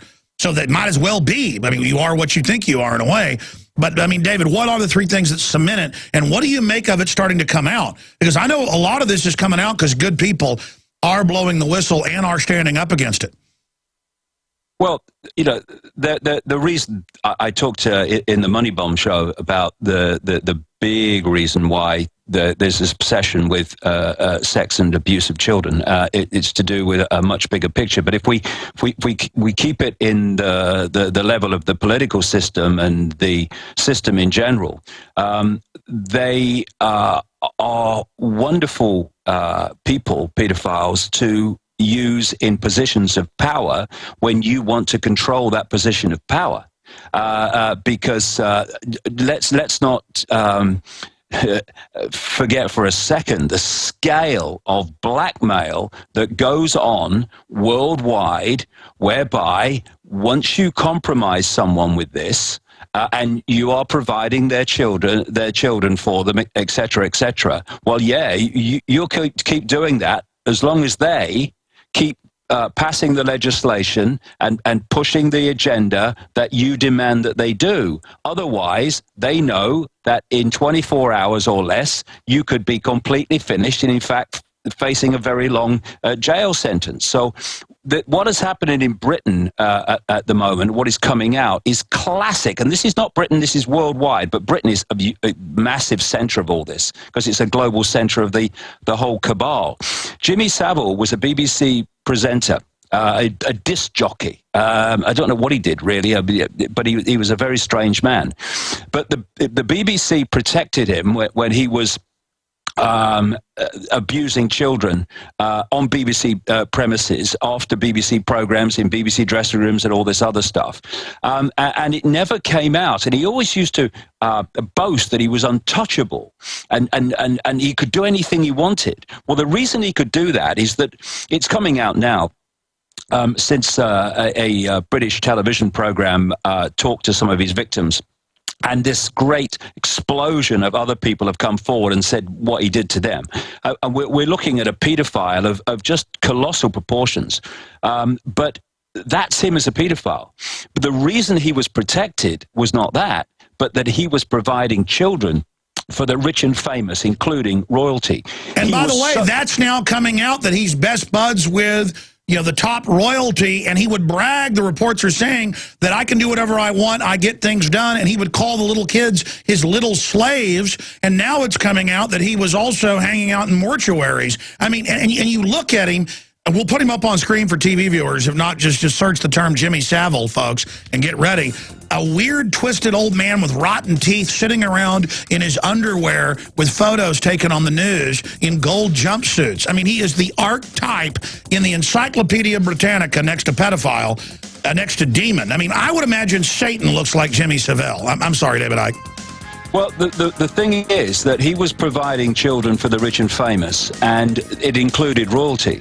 This is why he was so extraordinarily close to royalty. Stay there. If you're watching on TV, you're seeing the headline, Jimmy Savile met to lead sexual abuse complaints investigation.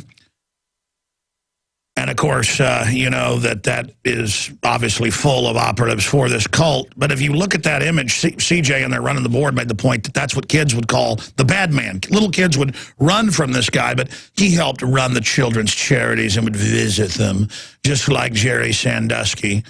And that's who these people are. We've only got David for this segment and part of the next, and then I'll give you a recap on the election and then go to Richard Belzer. But, David, thank you for coming on. I know you're a busy guy. When we come back in the next segment, I want to talk a little bit more about geopolitical stuff and also the Wembley event that I know sold out, Wembley, I can't pronounce anything right.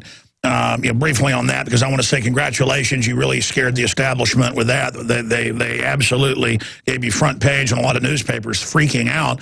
And I noticed almost all the comments, because I spent like an hour reading them, on 3 different articles I saw. Almost everyone agreed with you. So, again, they're not in total control. That's why they're turning up the game. But you were getting into the pedophile networks and why they use them. David. Do we have David? Can we pot him up? Or did we lose his Skype? His Skype, we were just talking to him during the break, and he could hear us. David, can you hear us? All right, I wanted him to be able to. I can, yep. Okay, great. We've got you back. David, finishing up what you were saying at the end of the last segment. Well, the thing is that what's happening in Britain is like what's coming to light is the blueprint of what happens in virtually every country, and certainly in the United States and Canada. Canada is obviously very connected to Britain because of the Commonwealth and what have you. And Jimmy Savile was providing children for the rich and famous. When you do that and you keep your mouth shut, then you are protected. And this is why people are saying, well, there was this police investigation of that one, and then it didn't go anywhere, and then this person said that, and why did they, somebody must have known. Well, they did. The other thing is that I said in the time that I talked about being a pedophile, I said that he was a necrophiliac. He's sex with dead bodies. This is why he used to volunteer to be a porter. And that's now in the news years after you talked about it. It got him into the mortuaries. Now, what has happened now, as this whole paedophile focus has expanded and exploded, is that there's a television program called Newsnight. I used to work for it, funnily enough, years and years and years ago. It's a current affairs program late at night, and they were putting out, or some people from the program were putting out a few days ago, that night they were going to name a paedophile who was very much a well-known political name in the Thatcher government, and when it got to it, they did the item, but they didn't name him. And now it's all who is it? Well, I know who it is. I've known it is since the 1990s, so we're now looking at a situation where they have announced, Cameron's announced, the Prime Minister, they're going to have a reinvestigation into a massive abuse of children at children's homes in Wales, which has already been investigated in the 1990s. But part of that investigation was to stop the victims naming the famous people involved. They were blocked and they were not allowed to go into the final report. And the person who set that report up, this brings us to the relevance to many, many things that are happening, was or set that inquiry up with those closed briefs to stop the total truth coming out, was a man called William Hague. He was Secretary of State for Wales at the time, which is why he was the one that instigated the inquiry when it came out. He's now the Foreign Secretary. He, in league with Cameron, is deciding whether to support NATO bombing in Libya. Amazing. Stay there. I want to get into some geopolitical issues and your event as well. We'll be right back. Final segment with David Icke.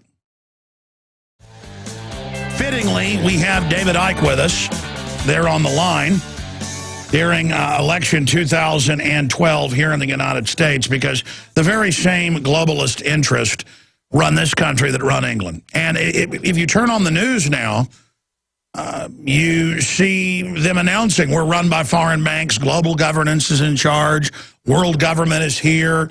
But aren't we lucky technocrats are now appointing, who runs all these countries?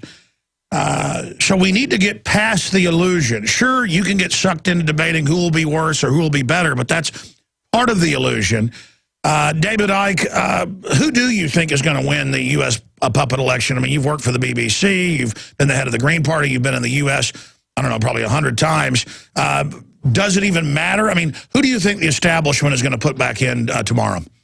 Well, they'll put the person in that they think will best serve their interests. What I would say is that they do tend to like two-term presidents, because they can run something over 8 years without having to change the personnel in the middle of it. Without facing re-election. Yeah, without facing, of course, as people in America well know, once you don't face re-election, then, what have you got to lose, whatever you do? It's then craziness on steroids, and the agenda on steroids once you cross that line into, I don't have to win another election. So it's likely that Obama on that basis will be who they want. But having said that, Romney's perfect as well, because Romney would do anything. I mean, Romney at least someone like Obama has at least to play some lip surface to the fact that he's supposed to be a man of the people. Whereas Romney, he doesn't have to do that. I mean, you only got to see some of the things he said in the election campaign. I mean, he'll just do anything. He seems to have, I mean, they're both heartless people, or they wouldn't be there. They don't want heart-open people running for election. That's their worst nightmare. But, I mean, you know, Romney, he bomb Iran, no problem. No, don't even question. You know, bomb anybody. I mean, and squeeze people and put them on the street and destroy their lives financially. Oh, not a problem to him. But it will be the same with Obama. But he's got a bigger sell on that. Well, here's the deal. Looking at all the polls and people on the street, people don't like Obama, but they put him in 4 years ago. I think he did get popularly elected. Because people are like, we're sick of Bush, we'll put you in.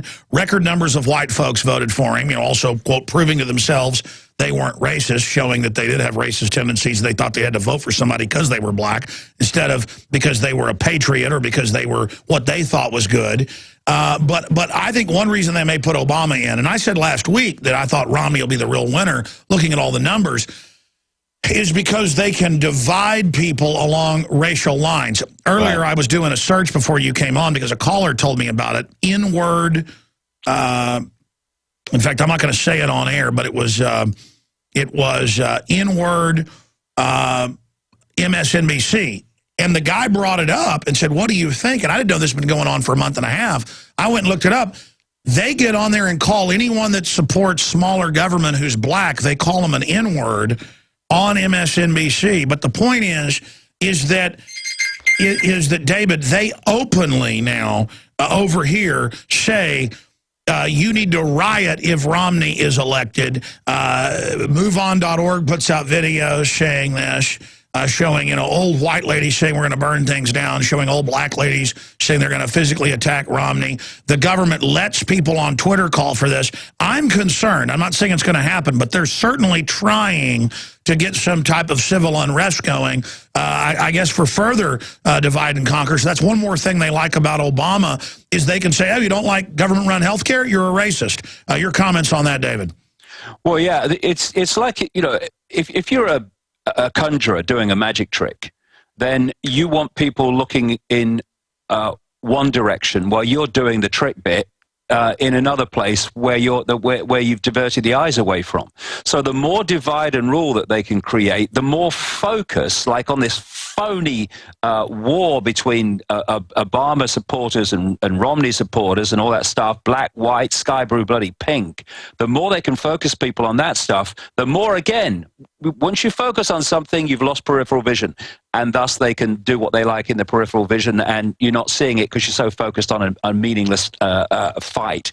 So, I mean, obviously, anything that they can bring about divide and rule for is perfect for them. Because, you know, at Wembley last weekend, 6,000 people came together with open hearts and open minds, and there were thousands more watching live on the internet. And when you feel that energy, and when you see those people who have refused to be divided and ruled. They were black, white, they were young, they were elderly, they were every walk of life you can think of. They come together as one, and it was unbelievable. The conspiracy could not work in that room because of the people, or that arena, because of the people's mentality. And that's the nightmare they want.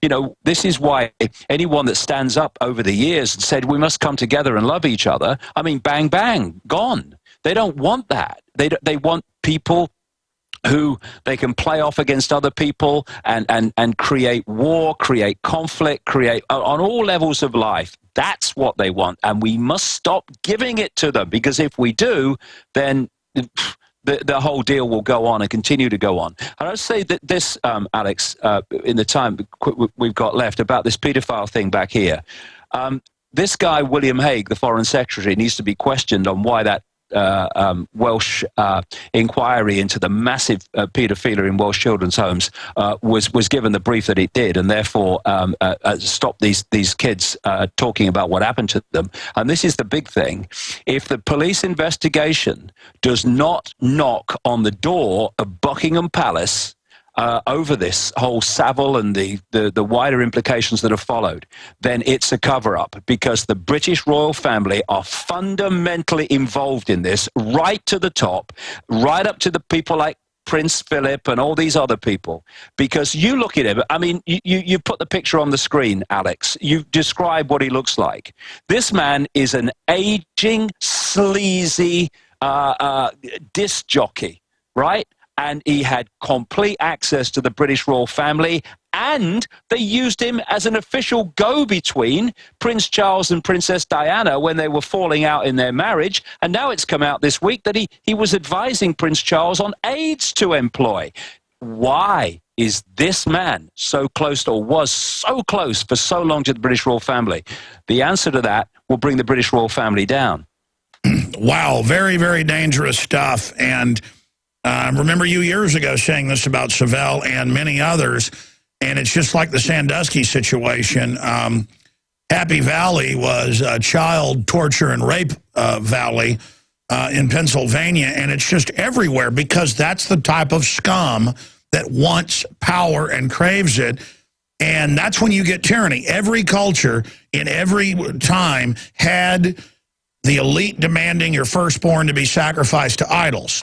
Every culture got royalty that loved to literally bathe in the blood of children. If people don't know about that, it's well known. Transylvania and other areas. Every culture had the legends, not just the history, of the elites wanting to grab your kids. Look out. Every authoritarian system tries to come and grab your kids, because that's what they're into. These are demons. Whether you believe in God or not, these are demons who want to torture children. And there is no doubt about them. They're all around us. They have the TSA training us to have our children abused now. They are pushing pedophilia on mainstream television, HBO, showing 4-year-olds doing things I can't even say on the radio. This is a war. I listen to some of the comedy radio shows, just tuning through now, and now it's a cutesy thing to make jokes about pedophilia. That's the new cool thing. And they're trying to turn us into them. And they are bombarding us scientifically. David, I've got some stuff to talk to you about. I'm going to call you here in about 45 minutes when this show ends. But I really appreciate, we got Richard Belzer coming up. I appreciate your time. In closing, before we go to break and get Richard Belzer on about his new book and the election and some of the things he's been saying, where do they want to take us? Just quick answers. We've got like 2 minutes. The imploding economy, the wars, the admissions our governments run, Al-Qaeda. Where are things going in that temporal range in your view? Well, the whole area that we're going into is to throw so many shocks at the human population from so many directions that basically we look to someone to save us. And the idea is that the cabal comes forward to save us. This is the only way of sorting out the economic situation, world central bank, single world currency and all that stuff. The only way to stop all this conflict is more and more control. And this is an important point. You mentioned a few minutes ago, Alex, about bringing technocrats in. In this whole pedophilia thing involving the political system of Britain and wider afield, it's important to remember this as this stuff comes out. They want us to have so much disdain for the political system that we will be much more open to what they've got in Italy now, one of the major countries in the world, of a technocrat banker running the country as prime minister, and the whole cabinet in Italy being technocrats. We've had a technocrat in Greece as well at one point, Lucas Papademos, and all these people are connected to Goldman Sachs and stuff. And the media is saying it's good. Yeah, this is the point. Let me just emphasize this to finish. Pedophilia, which is coming out involving political people, it doesn't end and begin with political people. Those behind in the shadows are into this stuff big time and even more deeply. Yeah, they're into murdering. Those people in the shadows are the same people that control the technocrats. They want to replace the politicians. Well said. Crashing through the lies and disinformation, getting people outside the box to face the historical nightmare of the power elite and all their permutations. Here's some of the news up at Infowars.com as we track election 2012. Obviously, the thick of it will be tomorrow in the aftermath, 11 to 2 Central, noon to 3 Eastern. And, of course, tonight, 5 to midnight, we're going to be there with the returns coming in, the audio streams at Infowars.com, and free video stream boxes. Or just click on the banner at the top that shows Obama and Romney as puppets. It'll take you right to the free video feed. We're streaming video right now of the show as well. It's going to be quite a lineup this evening. Richard Belzer is going to be with us until the end of the hour. I appreciate him coming on today. He is the author of Dead Wrong, Straight Facts on the Country's Most Controversial Cover-Ups, a bunch of false flags, assassinations. I'm going to tell you, it is a page-turner. We sell it at InfoWarsStore.com. This is a short segment, a long segment coming up where you can really break things down. But I saw him make a comment last week that if the election's close, he thinks there could be civil unrest. We're seeing preparations for that. I hope that's not the case. I'm trying to be nonpartisan, though I'm pro-gun, so people think I'm a right-winger. But I've seen Michael Moore put out videos that, you know, saying burn this effort down if Romney wins and all this. I mean, I'm wondering where all this is going. I'm not trying to get you in trouble with all your Hollywood friends. Who knows if Christopher Walken will come sit in your lap this time. That was hilarious. But Richard Belzer doesn't need to be introduced here. He plays Detective John Munch on Law & Order. And, of course, he's been in all the different TV shows, you name it, for decades, movies. And he is also been studying the New World Order and stuff for decades longer than I have been. And he divides his time between France and New York. And BelzerBook.com is a place where you can also find more about his book, or iBelz, IBELZ.com as well. Thanks for coming on. What do you make of what's happening in the election between the two choices we have, Mitt Romney and Obama, Richard? Last time I was on your show, my book made the New York Times bestseller list, and I think it's directly attributable in part to your support of the book and me, and I greatly appreciate that. Oh, you got to be kidding. I mean, this is a book I couldn't put down, buddy. Thank you for coming on. Well, thank you, sir. And Chris says hello, by the way. He's working right now. But anyway, I think, as I've said before, the Republicans and the Democrats are like, it's like they're two. The president is a bus driver. You know, Obama drives the bus and Romney drives the bus. If we get on Romney's bus, you know, both buses are going off a cliff, in my view. I think Republicans maybe are going 90 miles an hour. Democrats are going 70, 80 miles an hour. It's you know, presidents are part-time workers. There's a much deeper thing going on here than just these two guys. And, I mean, I think they're both obvious. I mean, Obama brought in all the worst banking cats that caused the problem in the first place. So right away, that was suspicious.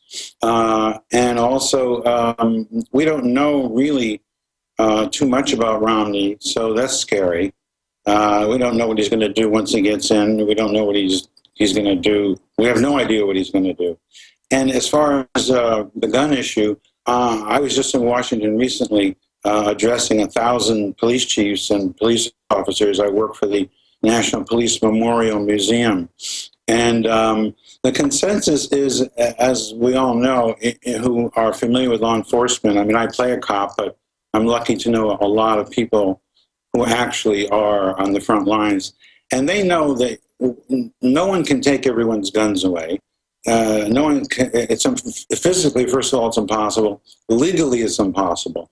The only thing a lot of the chiefs were saying was that there has to be more scrupulous background checks, which everyone agrees on, and that the limiting of certain types of military weapons for civilians. But that's it. It's not like anyone's going in and banging on the door and taking my gun. I mean, everyone has a right to have a gun.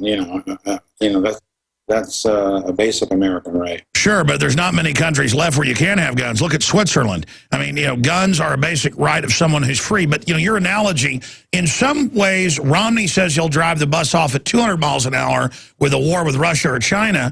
But then in other areas, like bankrupting the country, Obama's going 200 miles an hour. I mean, really, it's 6 one ways, half a dozen another. Arguably a photo finish, I have to agree. For different reasons. Now we're going to go to break. Long segment coming up. I want to get into a whole host of issues with Richard Belzer here, but I want to get your take on civil unrest, specifically why you're thinking we might see... okay, I will. Yeah, we're going to go to break. Richard Belzer is our guest. And again, we're going to have open phones tonight, 5 to midnight Central. Plus, I'll be in studio right here. But you'll need to go get the free audio and video feeds at Infowars.com and PrisonPlanet.com if you're going to watch all this continual coverage. Then we'll have highlights tomorrow. Richard Belzer, movie and TV star, but also a guy that doesn't trust the New World Order. He's written the book Dead Wrong, Straight Facts on the country's most controversial cover-ups. Richard Belzer and David Wayne, afterward by Jesse Ventura, who will be joining us tomorrow. Jesse Ventura has not been doing any interviews. I knew the reason why. He's not ill, but he's taking care of some family that is. And that's why you haven't seen him in the media the last month, but he is coming on our show.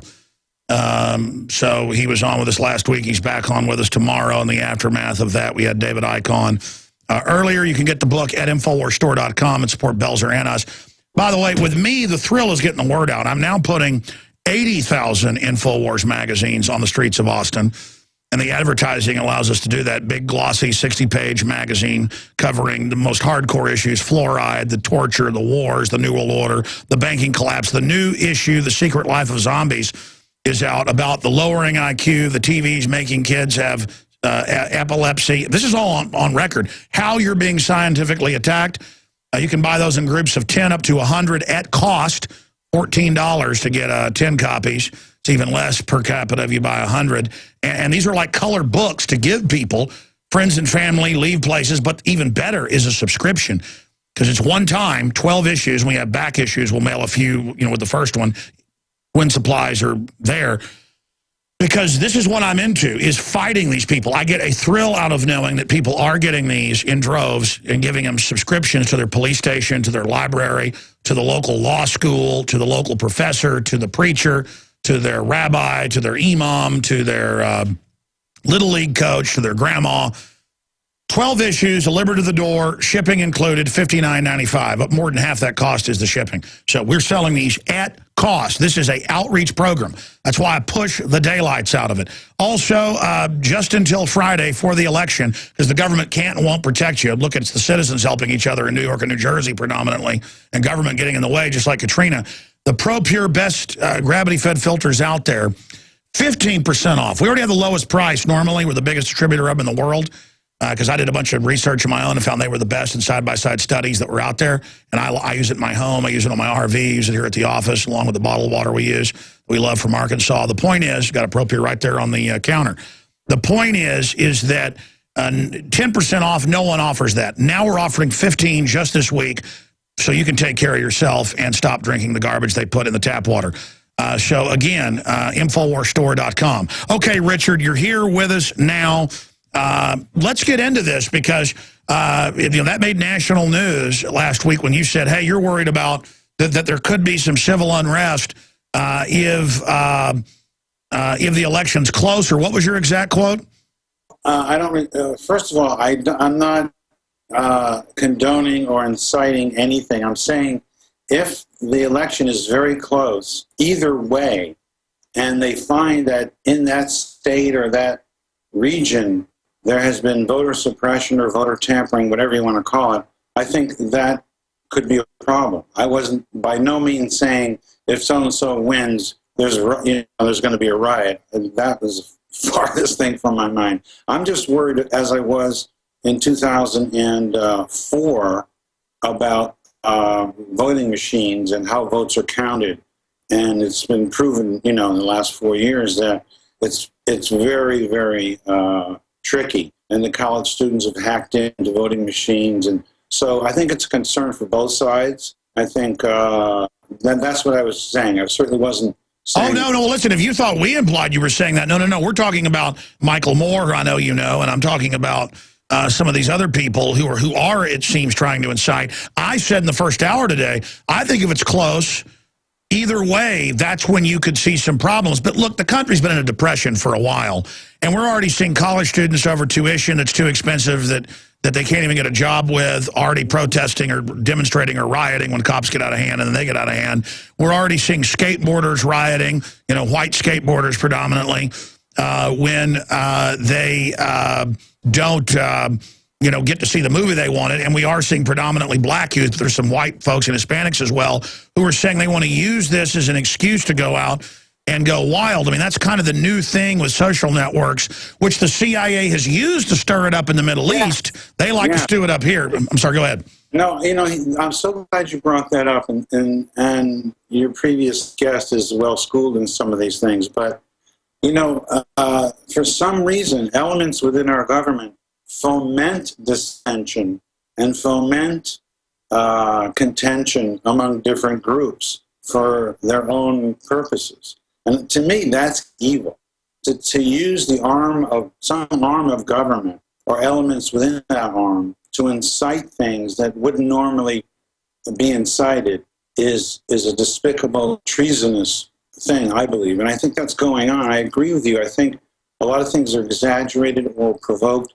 We know very well from history that a lot of FBI agents infiltrated the civil rights movement and incited violence, whereas many people in the civil rights movement were in fact nonviolent but were perceived as violent because the FBI instigated violence. So the government is not above making groups looking worse than they are or making groups more contentious than they would normally be. So, I'm with you on that. And who taught us all that, of course, is all the, the rat line and the Operation Paperclip. We brought so many Nazis into this country to teach us about psychological warfare under the guise of using their scientific knowledge, for rocketry and stuff. A lot of those guys murdered people and were... Yeah, they brought 28,000 high-level Nazis in to basically, because they were the really cool bad guys for the intelligence agencies in England and wherever else. Like Darth Vader's cool, or Joseph Mengele, monsters, and they put him in everywhere. Expanding on this, though, here's some of the headlines at Infowars.com, some of the breaking news. Reports of voting machine problems, vote flipping begin to pour in. Steve Watson has an article, and there's photos and snapshots people are putting up. And I know people that have had problems here in Austin who are savvy when it comes to computers. Also, we've got an InfoWars election poll up there. We also have video of voting machine flipping a vote for Obama, selects Romney instead. There's video of votes for Romney flipping to Obama. Just a lot of key information up at prisonplanet.com.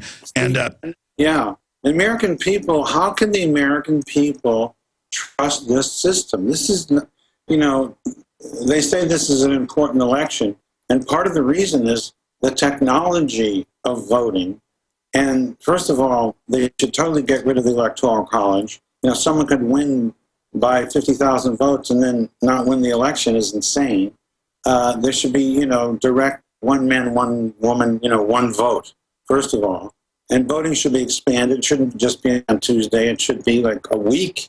I mean, everyone should vote.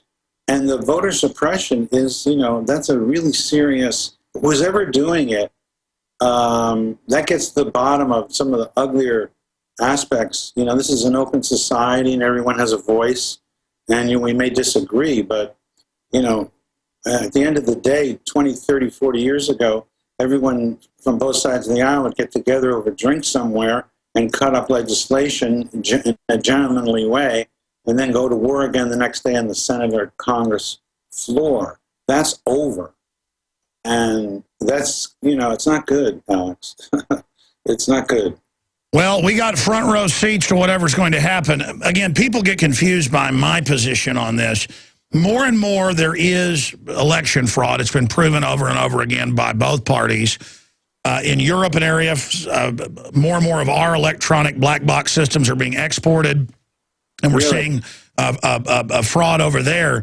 But I'm saying people should vote, especially locally, so that you can prove the fraud But when it comes to a Romney-Obama, where both are bought and paid for by the same Goldman Sachs, J.P. Morgan interest, Right. I mean, I've got to be honest, Richard. I'm not voting for either one of them just because, you know, I mean, I know I'd be a chump. Are you going to vote? Pardon me? Are you going to vote for someone? Well, again, I was going to say, where we know it's a total fraud, like Travis County, what's the point? I mean, I've proven the state elections board has admitted when I'm there challenging it that, okay, yeah, there was fraud in this election in 1998, but we're still going to certify it. So I'm still thinking about that right now. But the point I'm getting at here is, Richard, is that I'm not saying we shouldn't vote, but why do we get 60% turning out for a presidential race, but only 8% locally? That's where you can really find real candidates. You can even run yourself. Yeah, that's a very good point. People forget about down ticket and the other races. You know, 90 million Americans aren't going to vote in this election. That's astounding. You know, black helicopters keep going by my apartment. It's not that I'm crazy, but I swear, there's no markings on them. I photographed them. I live on the Hudson River, Alex, and I take a lot of photos of strange things, but I swear in the last few days, there's been some serious black, matte colored, no markings, and I have a good camera. I can zoom in and see markings because I photograph the ships that go by and stuff. Now, Richard, black helicopters don't exist, even though they have urban warfare drills all over the country terrorizing people. You didn't see that. Everything's fine. No, I'm delusional. They try to marginalize us, Alex, but you know what? You said something before about your magazine, which made me realize something I've said before. People ask me why, I'm an actor, I'm comfortable. Why? I feel because of my celebrity, and I think you feel this too, that we have a civic responsibility to get information out. Not just, do what we do, which is, what we want to do, but also because we have a voice that we're town criers in a humble way. But so I respect. No, exactly. I would rather go jump in a fire ant bed, to be quite honest, than sit here and even have to do this research every day. I mean, it's intriguing. It's fun to break stories at one level. But, I mean, I'll be honest. 15 years ago, I had a lot bigger ego because, it was fun to become somebody. But, sure. but once you've become somebody, like yourself, a movie and TV star, myself, in the media well-known, then it actually becomes a negative in many ways unless you use it for good. Now, some people who get celebrity, go into the egomaniac realm and then destroy themselves. But I almost miss my ego. I come off as somebody who has a big ego, but it's really just aggression and anger and things like that. It's more like a rhinoceros. But I got to be honest, I wish I had some of that ego where I got off on being a big man I used to have. Because let me tell you, that's got some energy behind it. So I'm going to be honest. John Lennon wanted to lose his ego. I'm trying to find mine, Richard. Well, no, I think your ego got you to where you are, so it's more enlightenment. You're evolving. You're not devolving, in my view. I know, but I mean, there was some relish in when I hadn't had success getting it, and now that's nothing better than getting in front of a line in a restaurant. That's why I like to be a celebrity. Exactly, that's about one of the fringe benefits. What about when people buy you lunch though? That happens almost everywhere I go now, and I kind of don't like it. I'm like, well, thank you, but I'd like to buy my own lunch. Or they send me things, and where were they when I needed it is what I say usually. But, exactly, but I mean, side issue, the reason I get into celebrity here with you is because so many people that don't have celebrity, I mean, I'm sure you've seen, because I have a small celebrity compared to a lot of movie stars and people, but so many people, like I was talking to a famous movie star, and they were saying, yeah, you ought to see Bill Clinton, Al Gore groveling on, a 6-hour flight to Hawaii with me. Celebrity does strange things to people. And the point is that the power of that Madison Avenue uses that to make people who even have monetary or civic success or a successful family, which is the greatest success, to be, healthy and happy and nurtured. Right. People think they're missing something because they're not a celebrity, and they really don't understand that I've been there, I've done it, it isn't jack crap. I mean, do you agree with that statement? I totally agree. The difference between the top and the bottom, the only difference is the food's better at the top. But everybody's the same, personalities, and everybody reveals themselves for who they are at every level of society. And no, I agree. I totally agree. But, you know, what happened, what I found was, since celebrities or people who make it, my feeling is the bigger you are, the more magnanimous you should be. I know people who have made it and then become meaner and greedier, and it's like, that really perplexes me. It's like, why not?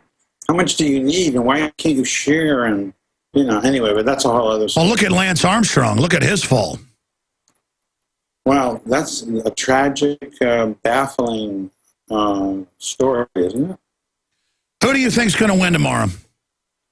Well, here's why I think Obama's going to win, and I think it's because of women. I think more women will vote. In 2008, 21 million single, low information voters, women, did not vote. And I think the perceived attack by some on the right of women's health issues is galvanizing more women than a lot of people realize, women that aren't being polled, for instance. And I also believe a lot of Republican women, whatever they tell their husbands, are also kind of threatened by this imposition upon what choices they can make in their health. So I think it'll boil down to women winning for Obama. That's what I predict. Well, here's my deal. Look, with abortion, I know it's always gone on in every culture. I understand there's medical issues, things like that, but abortion and that, you know, prenatal. But I mean, here's the thing: abortion is directed from the top to reduce the population. It is eugenics based. I want the people at the top who are for abortion to be honest about it. That it's about population reduction and about a hatred of humanity. You know, I think that I agree with you. In the 20s and 30s, some very wealthy families were really pushing eugenics, and very few people know, I'm sure you know, the Nazis got the idea of eugenics from us. Yeah. So, you know, we're nothing to be proud of. But I disagree, Alex. I don't think everyone who is for birth control and prenatal counseling is cognizant even of... Oh, no. I think 95% of people aren't. And I'm going to agree that they're not doing it because they want to kill people, but I've been around globalists and their minions, and believe me, they want to kill minorities. That's what abortion's really all about. Well, you know, there's a term that was used by the CIA scientist that was said by a Nazi scientist. The term, you've heard it, I'm sure, useless eaters. Yes. That's very much, that mentality is very much around. And you touched on something in your last segment about pedophilia, which is a subject that is incredibly difficult for us to talk about because we're parents. But I was writing another book years ago about JFK. Hey, I tell you what, we got to go to break. We're going to come right back, and we're going to get into this with Richard Belzer. Stay with us. With more election coverage coming up. I'm President Barack Barry Obama, and you're watching continual coverage of the 2012 presidential election here on Infowars.com. Bob Dylan predicts Obama in a landslide. Speaking of Bob Dylan, there's Bob Dylan right there.